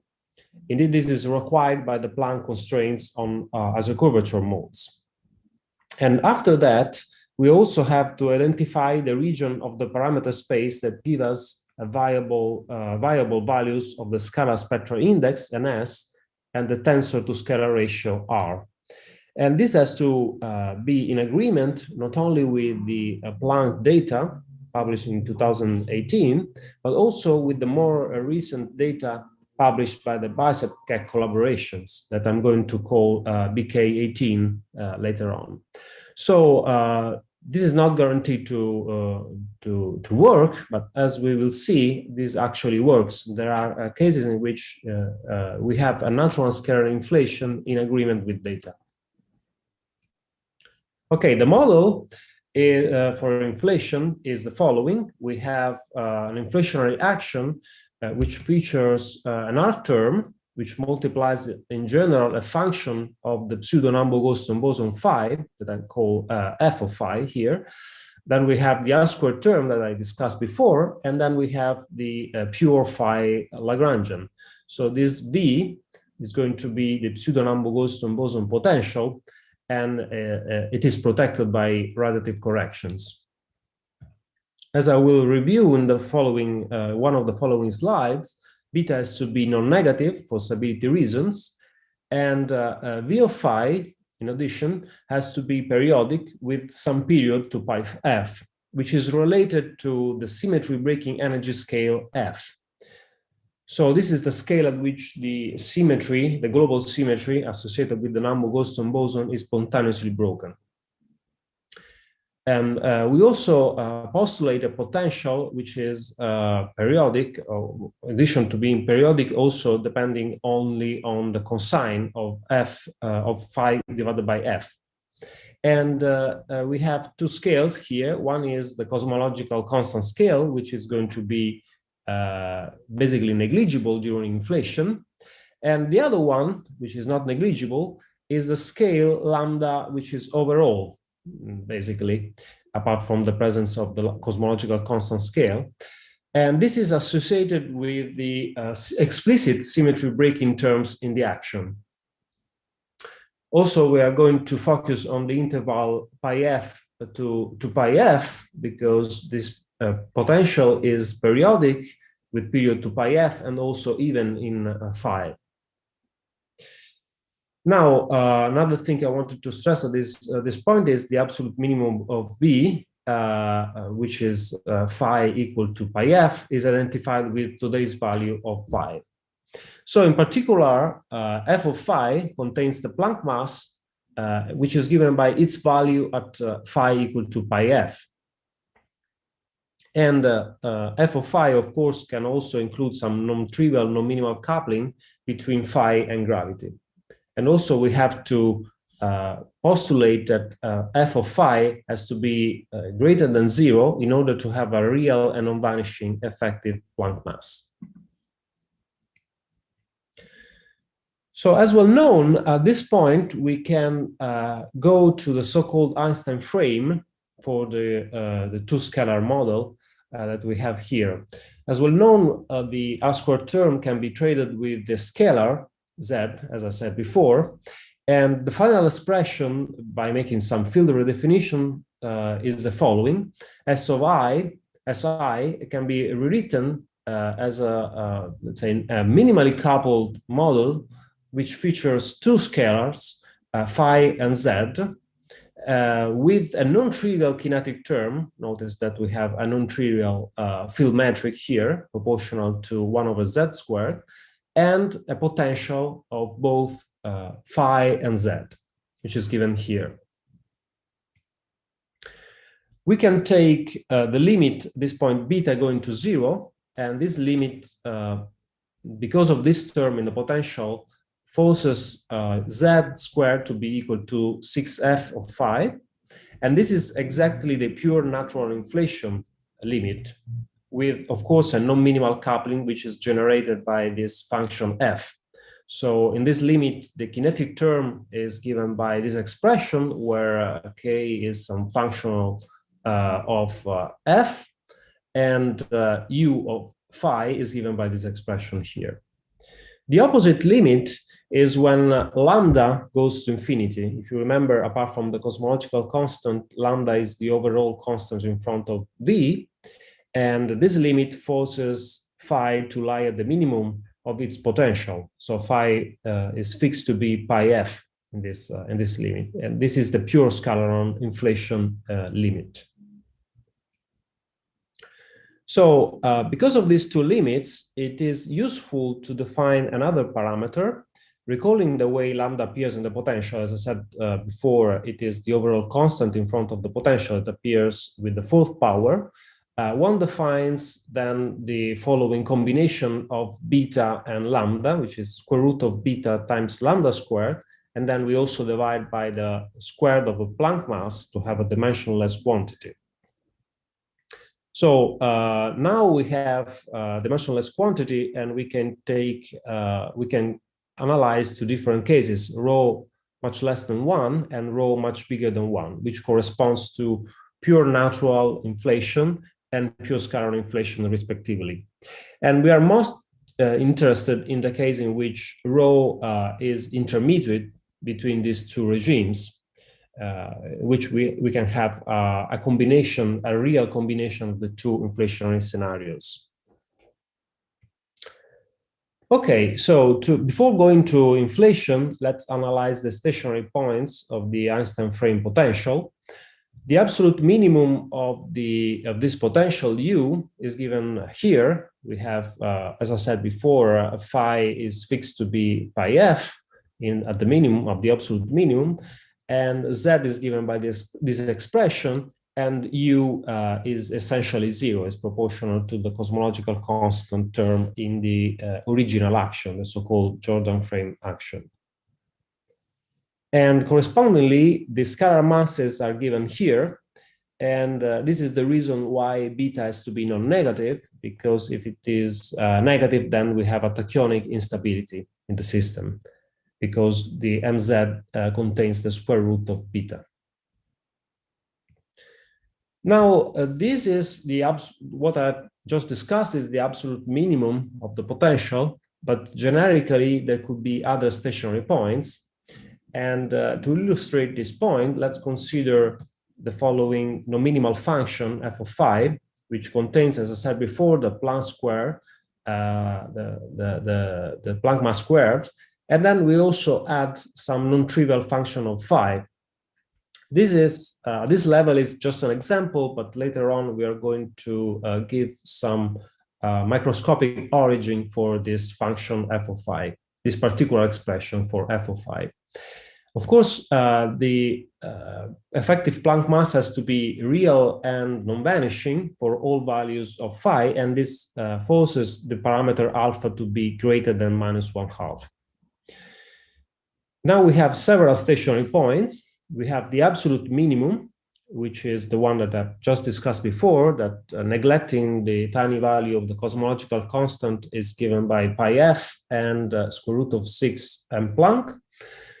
And then we have another stationary point that can be either a local minimum if alpha is greater than 1/2, or a saddle point if alpha is less than 1/2, which is phi2 equal to 2 pi f, so twice the value of phi1, and a value for z2, which now depends on alpha and beta. So in particular, it also depends on the non-minimal coupling function f of phi. In addition, there are also stationary points that are always saddle points that exist only for alpha greater than 1/2, that are given here. But these are not very important for the following slides. The important part is the expression for the absolute minimum and the presence of another local minimum for alpha greater than 1/2. Okay, so before going to the main predictions for the natural scalar inflation, let's review a little bit the general formalism of multi-field inflation. Actually, it's better to start from a slightly more general case in which we have a generic field-dependent metric, Kij, and a generic potential U of phi. This capital phi is an array of scalar fields, phi I, and so in our case, this index I has only two values. We have phi, the pseudo-Nambu-Goldstone boson, and Z. Then we also introduced the usual covariant derivative for a phi-dependent field Vi, which is given here, where this gamma I, jk are the Levi-Civita connection in the scalar field space, the usual expression. And inflation in general takes place when the parameter epsilon, defined by this expression in terms of the Hubble rate h, is less than 1. Okay. And furthermore, the number of E-folds, as usual, can be defined by this expression. So it is just the integral of the Hubble rate from the time at which the inflation ends, Te, up to the generic time T, basically when inflation begins. Okay, so we are going to use the slow roll approximation from now on, and when inflation is driven by more than one scalar field, slow roll occurs if epsilon, which is given by this expression, the slow roll approximation, is much less than 1, and also the parameter eta, the parameters eta that are defined here in terms of the potential are a modulus much less than 1. Here we have to focus, of course, on the directions in the field space which have the smallest value of the gradient of U. So we have to focus on I and j with the smallest values of the derivative of U with respect to phi I and the derivative of U with respect to phi j, which is summarized by this constraint here. And to simplify this condition, condition 2, we also introduce the unit vector sigma hat tangent to the inflationary path that I call phi 0 here. So the unit vector will be defined by phi 0 divided by the essentially the norm of phi 0 computed with this non-trivial field metric Kij. So in this case, with this formalism, condition 2 can be simply written as the absolute value of eta sigma sigma much less than 1, where eta sigma sigma is the projection of the eta ij quantities along the unit vector sigma hat. So when slow roll holds, n can then be considered as a function of the scalar fields phi, because as we defined, n was a function of t, but since when slow roll holds, we have the first order differential equations for the scalar fields. Once the initial value of a phi is known, we also know the time it takes for the system to go from this initial phi to the end of inflation. So n is a function of the scalar fields. We can use the so-called delta n formalism to compute several observables that we have, such as the power spectrum, PR, the curvature scalar spectral index, NS, and the tensor to scalar ratio, R. For example, these are papers where you can find the delta n formalism, and PR is given this expression, and as by the expression, it also depends on the derivatives of the potential, in addition to the derivatives of the n function of phi, and R is given finally by this expression. And all power spectrum are at the horizon exit. So Q is equal to AH in these formulas. One important thing to notice is that even in the case of multi-field inflation, PR depends just on the overall constant of the potential, while NS and R don't. Also, they don't depend on the overall constant of the potential, but they depend on the other parameters in general appearing in the potential. So this means that the value of beta that can be put overall of the potential U will be fixed by the observed value of PR, which is about 2 × 10⁻⁹, and then NS and R don't depend on actually this value of beta, which turns out to be actually very large, like in ordinary scalar inflation is about 10⁹, 10⁻⁻.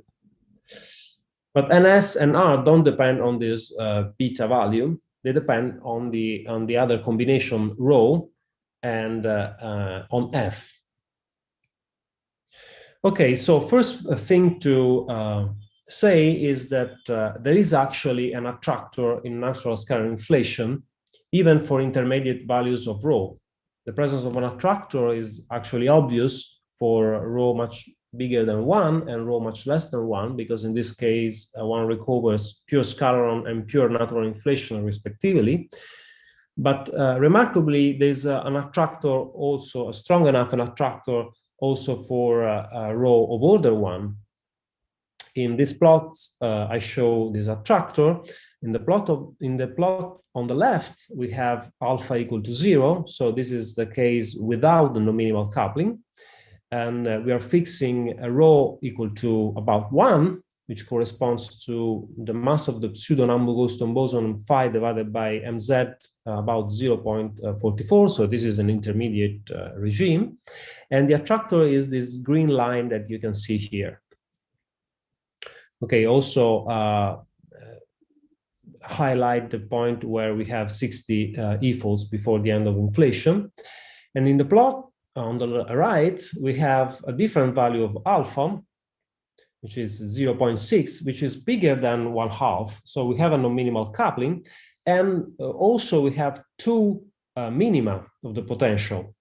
So this green line, again, is the inflationary attractor, which goes to the absolute minimum of the potential, which is this big dot here. And the red dashed line corresponds to the Bayesian attraction of the other local minimum. In the plot on the left, we don't have this red line because the second stationary point, Z2, phi2, is not a local minimum, but it's a saddle point. And in the plot on the right, we do have some Bayesian of attraction of the other local minimum, Z2, phi2. And we also have an understanding of this attractor at the analytical level for rho small enough. Actually, rho doesn't have to be that small for this analytical understanding to hold.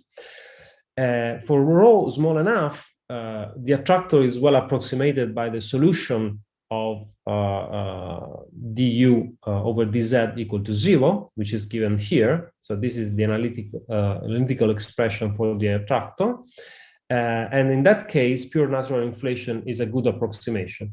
But in the plots, this analytical expression for the attractor is highlighted by these dashed brown lines here and here.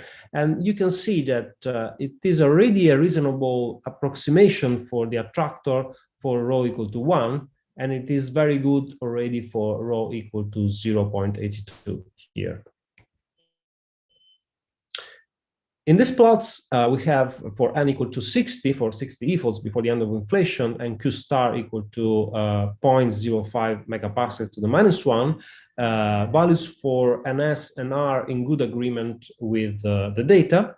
But of course, we also want to vary the parameters of the potential. In the plot that I showed before, I fixed the values of rho and f.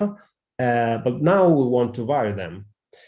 And here I vary rho by fixing f equal to 8 and Planck. And in the plot on the left, I show how the predictions for ns and r, computed always at 0.002 megaparsec to the -1, are compared with the Planck and BK18 data. So as you can see, by varying rho, of course, when rho goes to 0, the tensor to scalar ratio becomes large, as well known in natural inflation. And we see that pure natural inflation is not anymore allowed by the data after BK18. And for rho getting bigger than 1, we approach the Starobinsky limit.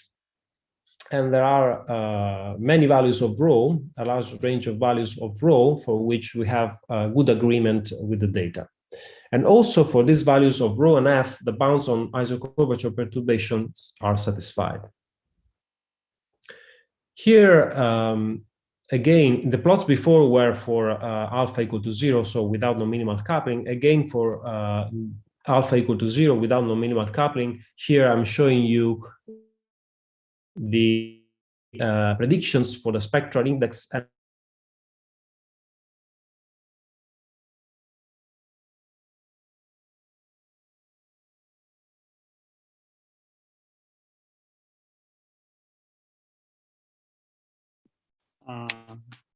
Alberto? so, yes. Okay. No, your voice was frozen for some time. Okay. Can you hear me? Yeah, we can hear now. Yeah. Okay, good. And also for these values of f and rho, the bounds on isoquadrature perturbations are satisfied. Now let's go to the case with non-minimal coupling. So alpha is equal to, in this case, is not equal to 0, and it's taken to be 0.6, which is bigger than 1/2. So in this case, we have two minima for the potential. I'm taking here f equal to 10, and I'm varying rho, and we see some qualitatively different features of the dependence of the tensor to scalar ratio on rho and the spectral scalar index ns on rho. Here in particular, we see that for values of rho bigger than about 3, the tensor to scalar ratio starts growing again. And of course, then it has to be quite big for a rho going to 0, because this is again the natural scalar inflation limit. But the dependence on both R and NS on rho is quite different from the previous case in the R and S plane, as you can see here. Again, the bounds on isoquadrature perturbations are satisfied, and we can see that we recover the known result that a non-minimal coupling alone can improve the agreement with cosmological data, because as you can see, for rho going to 0, now the disagreement with data is much less than before, and you can see just a little bit of tension. But the presence of the scalaron can render the agreement perfect also in this case. Okay, here again, I show you the dependence on f of the spectral index ns, and you can see that again you have to take an f which exceeds the value of M Planck. Okay, good. So as I said before, there is a possibility of giving a macroscopic origin for not only V of phi, which is actually well known, but also the non-minimal coupling phi. Let's first review what is known about the macroscopic origin of V of phi. An example is the following. Consider a version of QCD with some confinement scale f, but not around the GV scale, but around the Planck scale, and 3 flavors of exotic quarks that I call tilde quarks. So this Q tilde equal to Q tilde 1, Q tilde 2, Q tilde 3, that I also define to be U tilde, D tilde, and S tilde, in analogy with the up, down, and strange quarks of the standard model. The strong dynamics forms condensate with the typical scale tau that are related by the vacuum expectation values of the bilinear the quark bilinears with and without the gamma phi matrix by these expressions here. Here, the Q tilde prime are the so-called Goldstone-free quark fields that are given in terms of Q tilde by this expression, where B is this Hermitian matrix containing the exotic mesons of the theory. So there is an exotic meson corresponding to the pi zero that I call pi tilde zero, another one corresponding to K zero, which I call K tilde zero, and so on. And just like in normal QCD, one can add quark mass terms to this system. And now you explicitly break the global symmetry SU3 flavor, the SU3 that rotates these three flavors of quarks. And if you now express these quark mass terms in terms of Q tilde prime, you get this expression. And you see that the SU3 flavor group is explicitly broken. So this is going to give origin to the parameter lambda that appears in the potential of the pseudo-Nambu-Goldstone boson. And indeed, if you take the expectation value now of this expression and also assume an inverted hierarchy between the quarks, the exotic quarks, so this time the up-like quark is much bigger than the down-like quark and strange-like quark, we effectively obtain a single scalar, phi, which is essentially the modulus of chi tilde zero. And also the potential, by taking these vacuum expectation values, is given by this expression that in terms of the exotic quark masses are given by this expression here.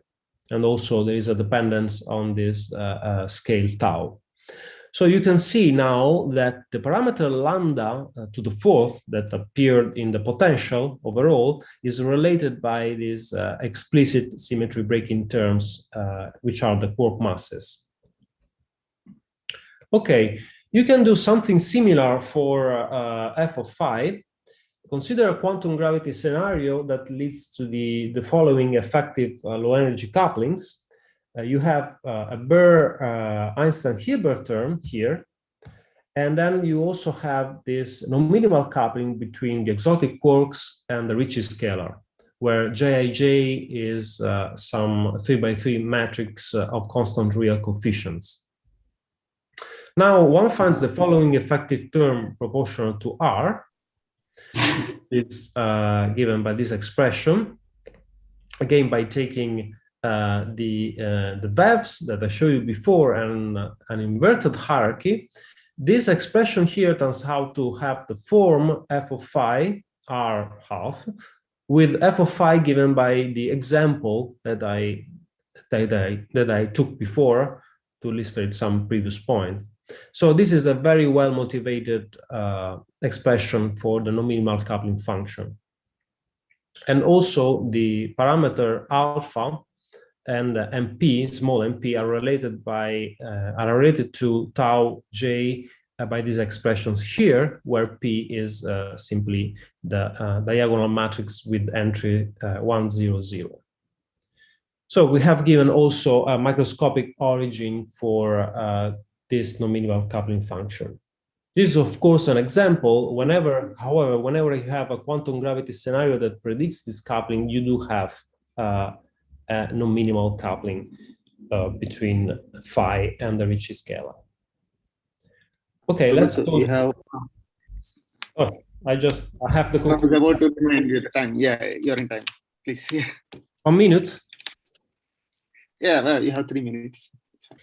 Okay, so conclusions. A new multi-field inflationary scenario has been presented where a pseudo-Nambu-Goldstone boson phi with a naturally flat potential and the effective Starobinsky scalar Z, the scalaron, are both active during inflation. In particular, we have taken values of the parameters such that we are in an intermediate regime where the parameter rho that I found before is about 1.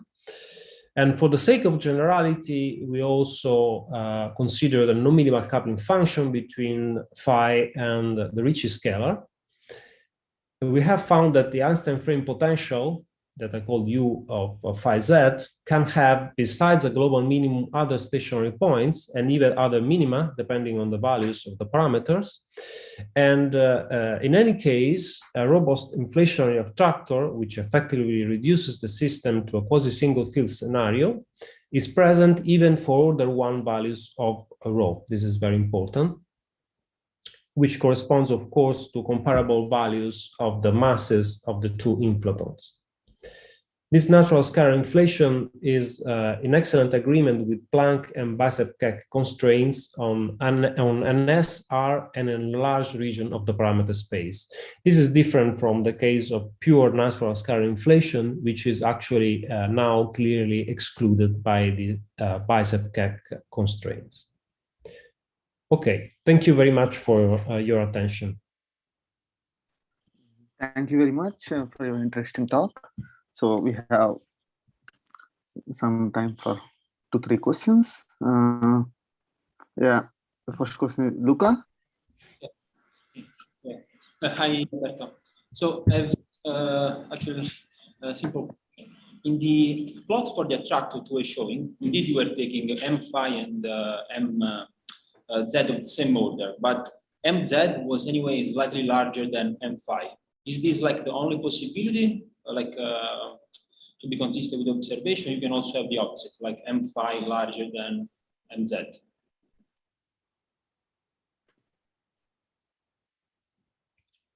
Yes, you can have M phi larger than Z.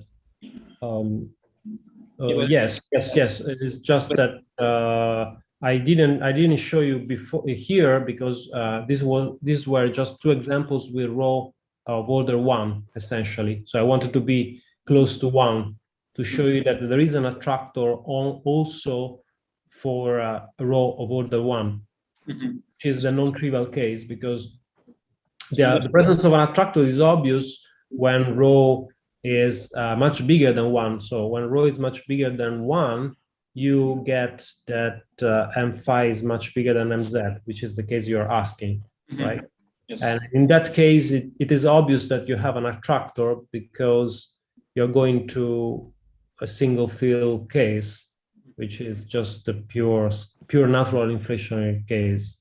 Sorry, a rho much bigger than 1 is the opposite, is the pure scalaron case. So in that case, it's clear that you have an attractor because when a mass is much bigger, one of the masses is much bigger than the other one, there is a direction field space which is much steeper than the other one. So for sure you have an attractor. You don't have a way now to say like observation if one of the two must be larger or smaller than the other. Then you have both possibilities basically. That's still possible. Yeah, you have both possibilities. Yes. I see. Thank you. Okay, so next question is from Jin-Soo Kim. Hi, thank you for your nice talk. It seems to me that you used delta n formalism. So I was wondering how you compute the isocoach perturbation. Okay, so the isocurvature perturbation, so for example here, what I did was to estimate these isocurvature perturbations that actually turn out to be very much suppressed. So you don't need to make a very, very precise computation of the isocurvature perturbations in the case in which they are very much suppressed. What I did was to look at the field-dependent masses of the system, and I computed the perturbations along the directions orthogonal to the inflationary path. And basically, for all these values of rho and f that I considered, they turn out to be much below the bounds provided by Planck. So basically, I computed the isocurvature mass, and then from there, I estimated the isocurvature perturbations that turn out to be much suppressed in this case. I see. So is that because the trajectories are more or less straight? Sorry, can you repeat? The region, that isoculture perturbation is small enough is because the trajectories are more or less straight line. Yeah, it's they are given by basically the perturbations orthogonal to the inflationary path. So you have here I introduced the unit vector tangent to the inflationary path, which I called sigma hat. Then there is also another unit vector, which is the one which is orthogonal to the inflationary path. And that's it in the case of two inflatons, which is our case.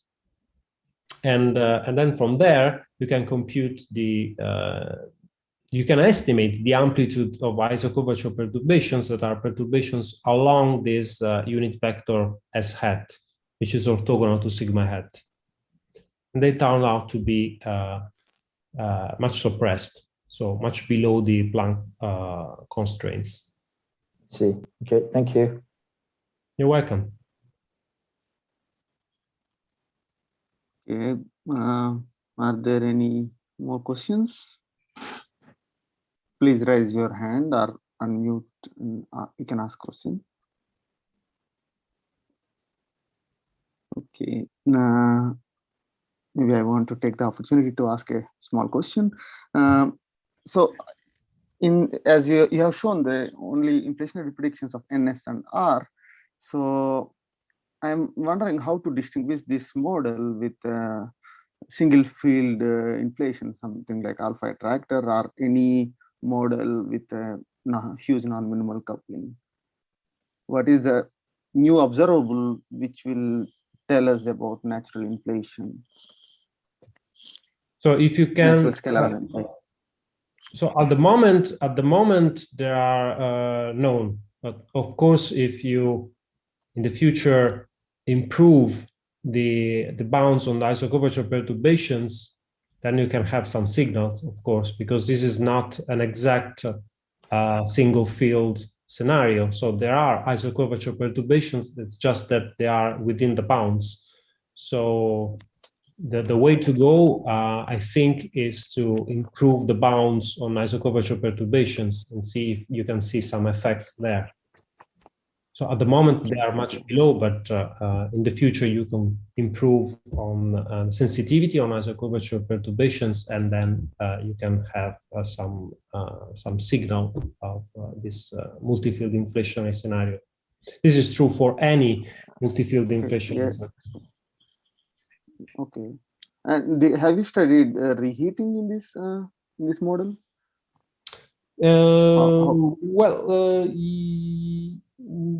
Well, not in particular in this model, but I studied reheating in another multi-field scenario, which there was R squared, but not the Nambu-Goldstone boson. And I think it's going to be very similar here. That's why I didn't repeat it, because the crucial point was the fact that the scalaron actually couples to all fields of the standard model. Because when you do the field redefinitions to, well, it was before, I think. When you perform the field redefinitions that introduce this Z scalar, you have to do it everywhere, not just in SI. This SI is the inflationary action, but there are also all the other terms in the action with the standard model fields and all the beyond the standard model fields, if you want. And if you do these redefinitions there as well, and then some couplings between Z and the matter fields appear. And these couplings can reheat the universe up to a very large temperature. And in the previous model that I considered, there was no Nambu-Goldstone boson, but the crucial point was this coupling between Z and the standard model particles, which is going to be present in this model as well. So if I remember correctly, there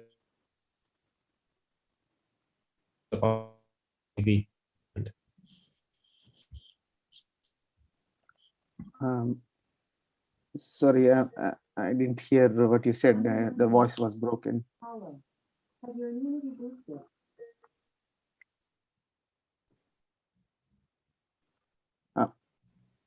Hi, Alberto.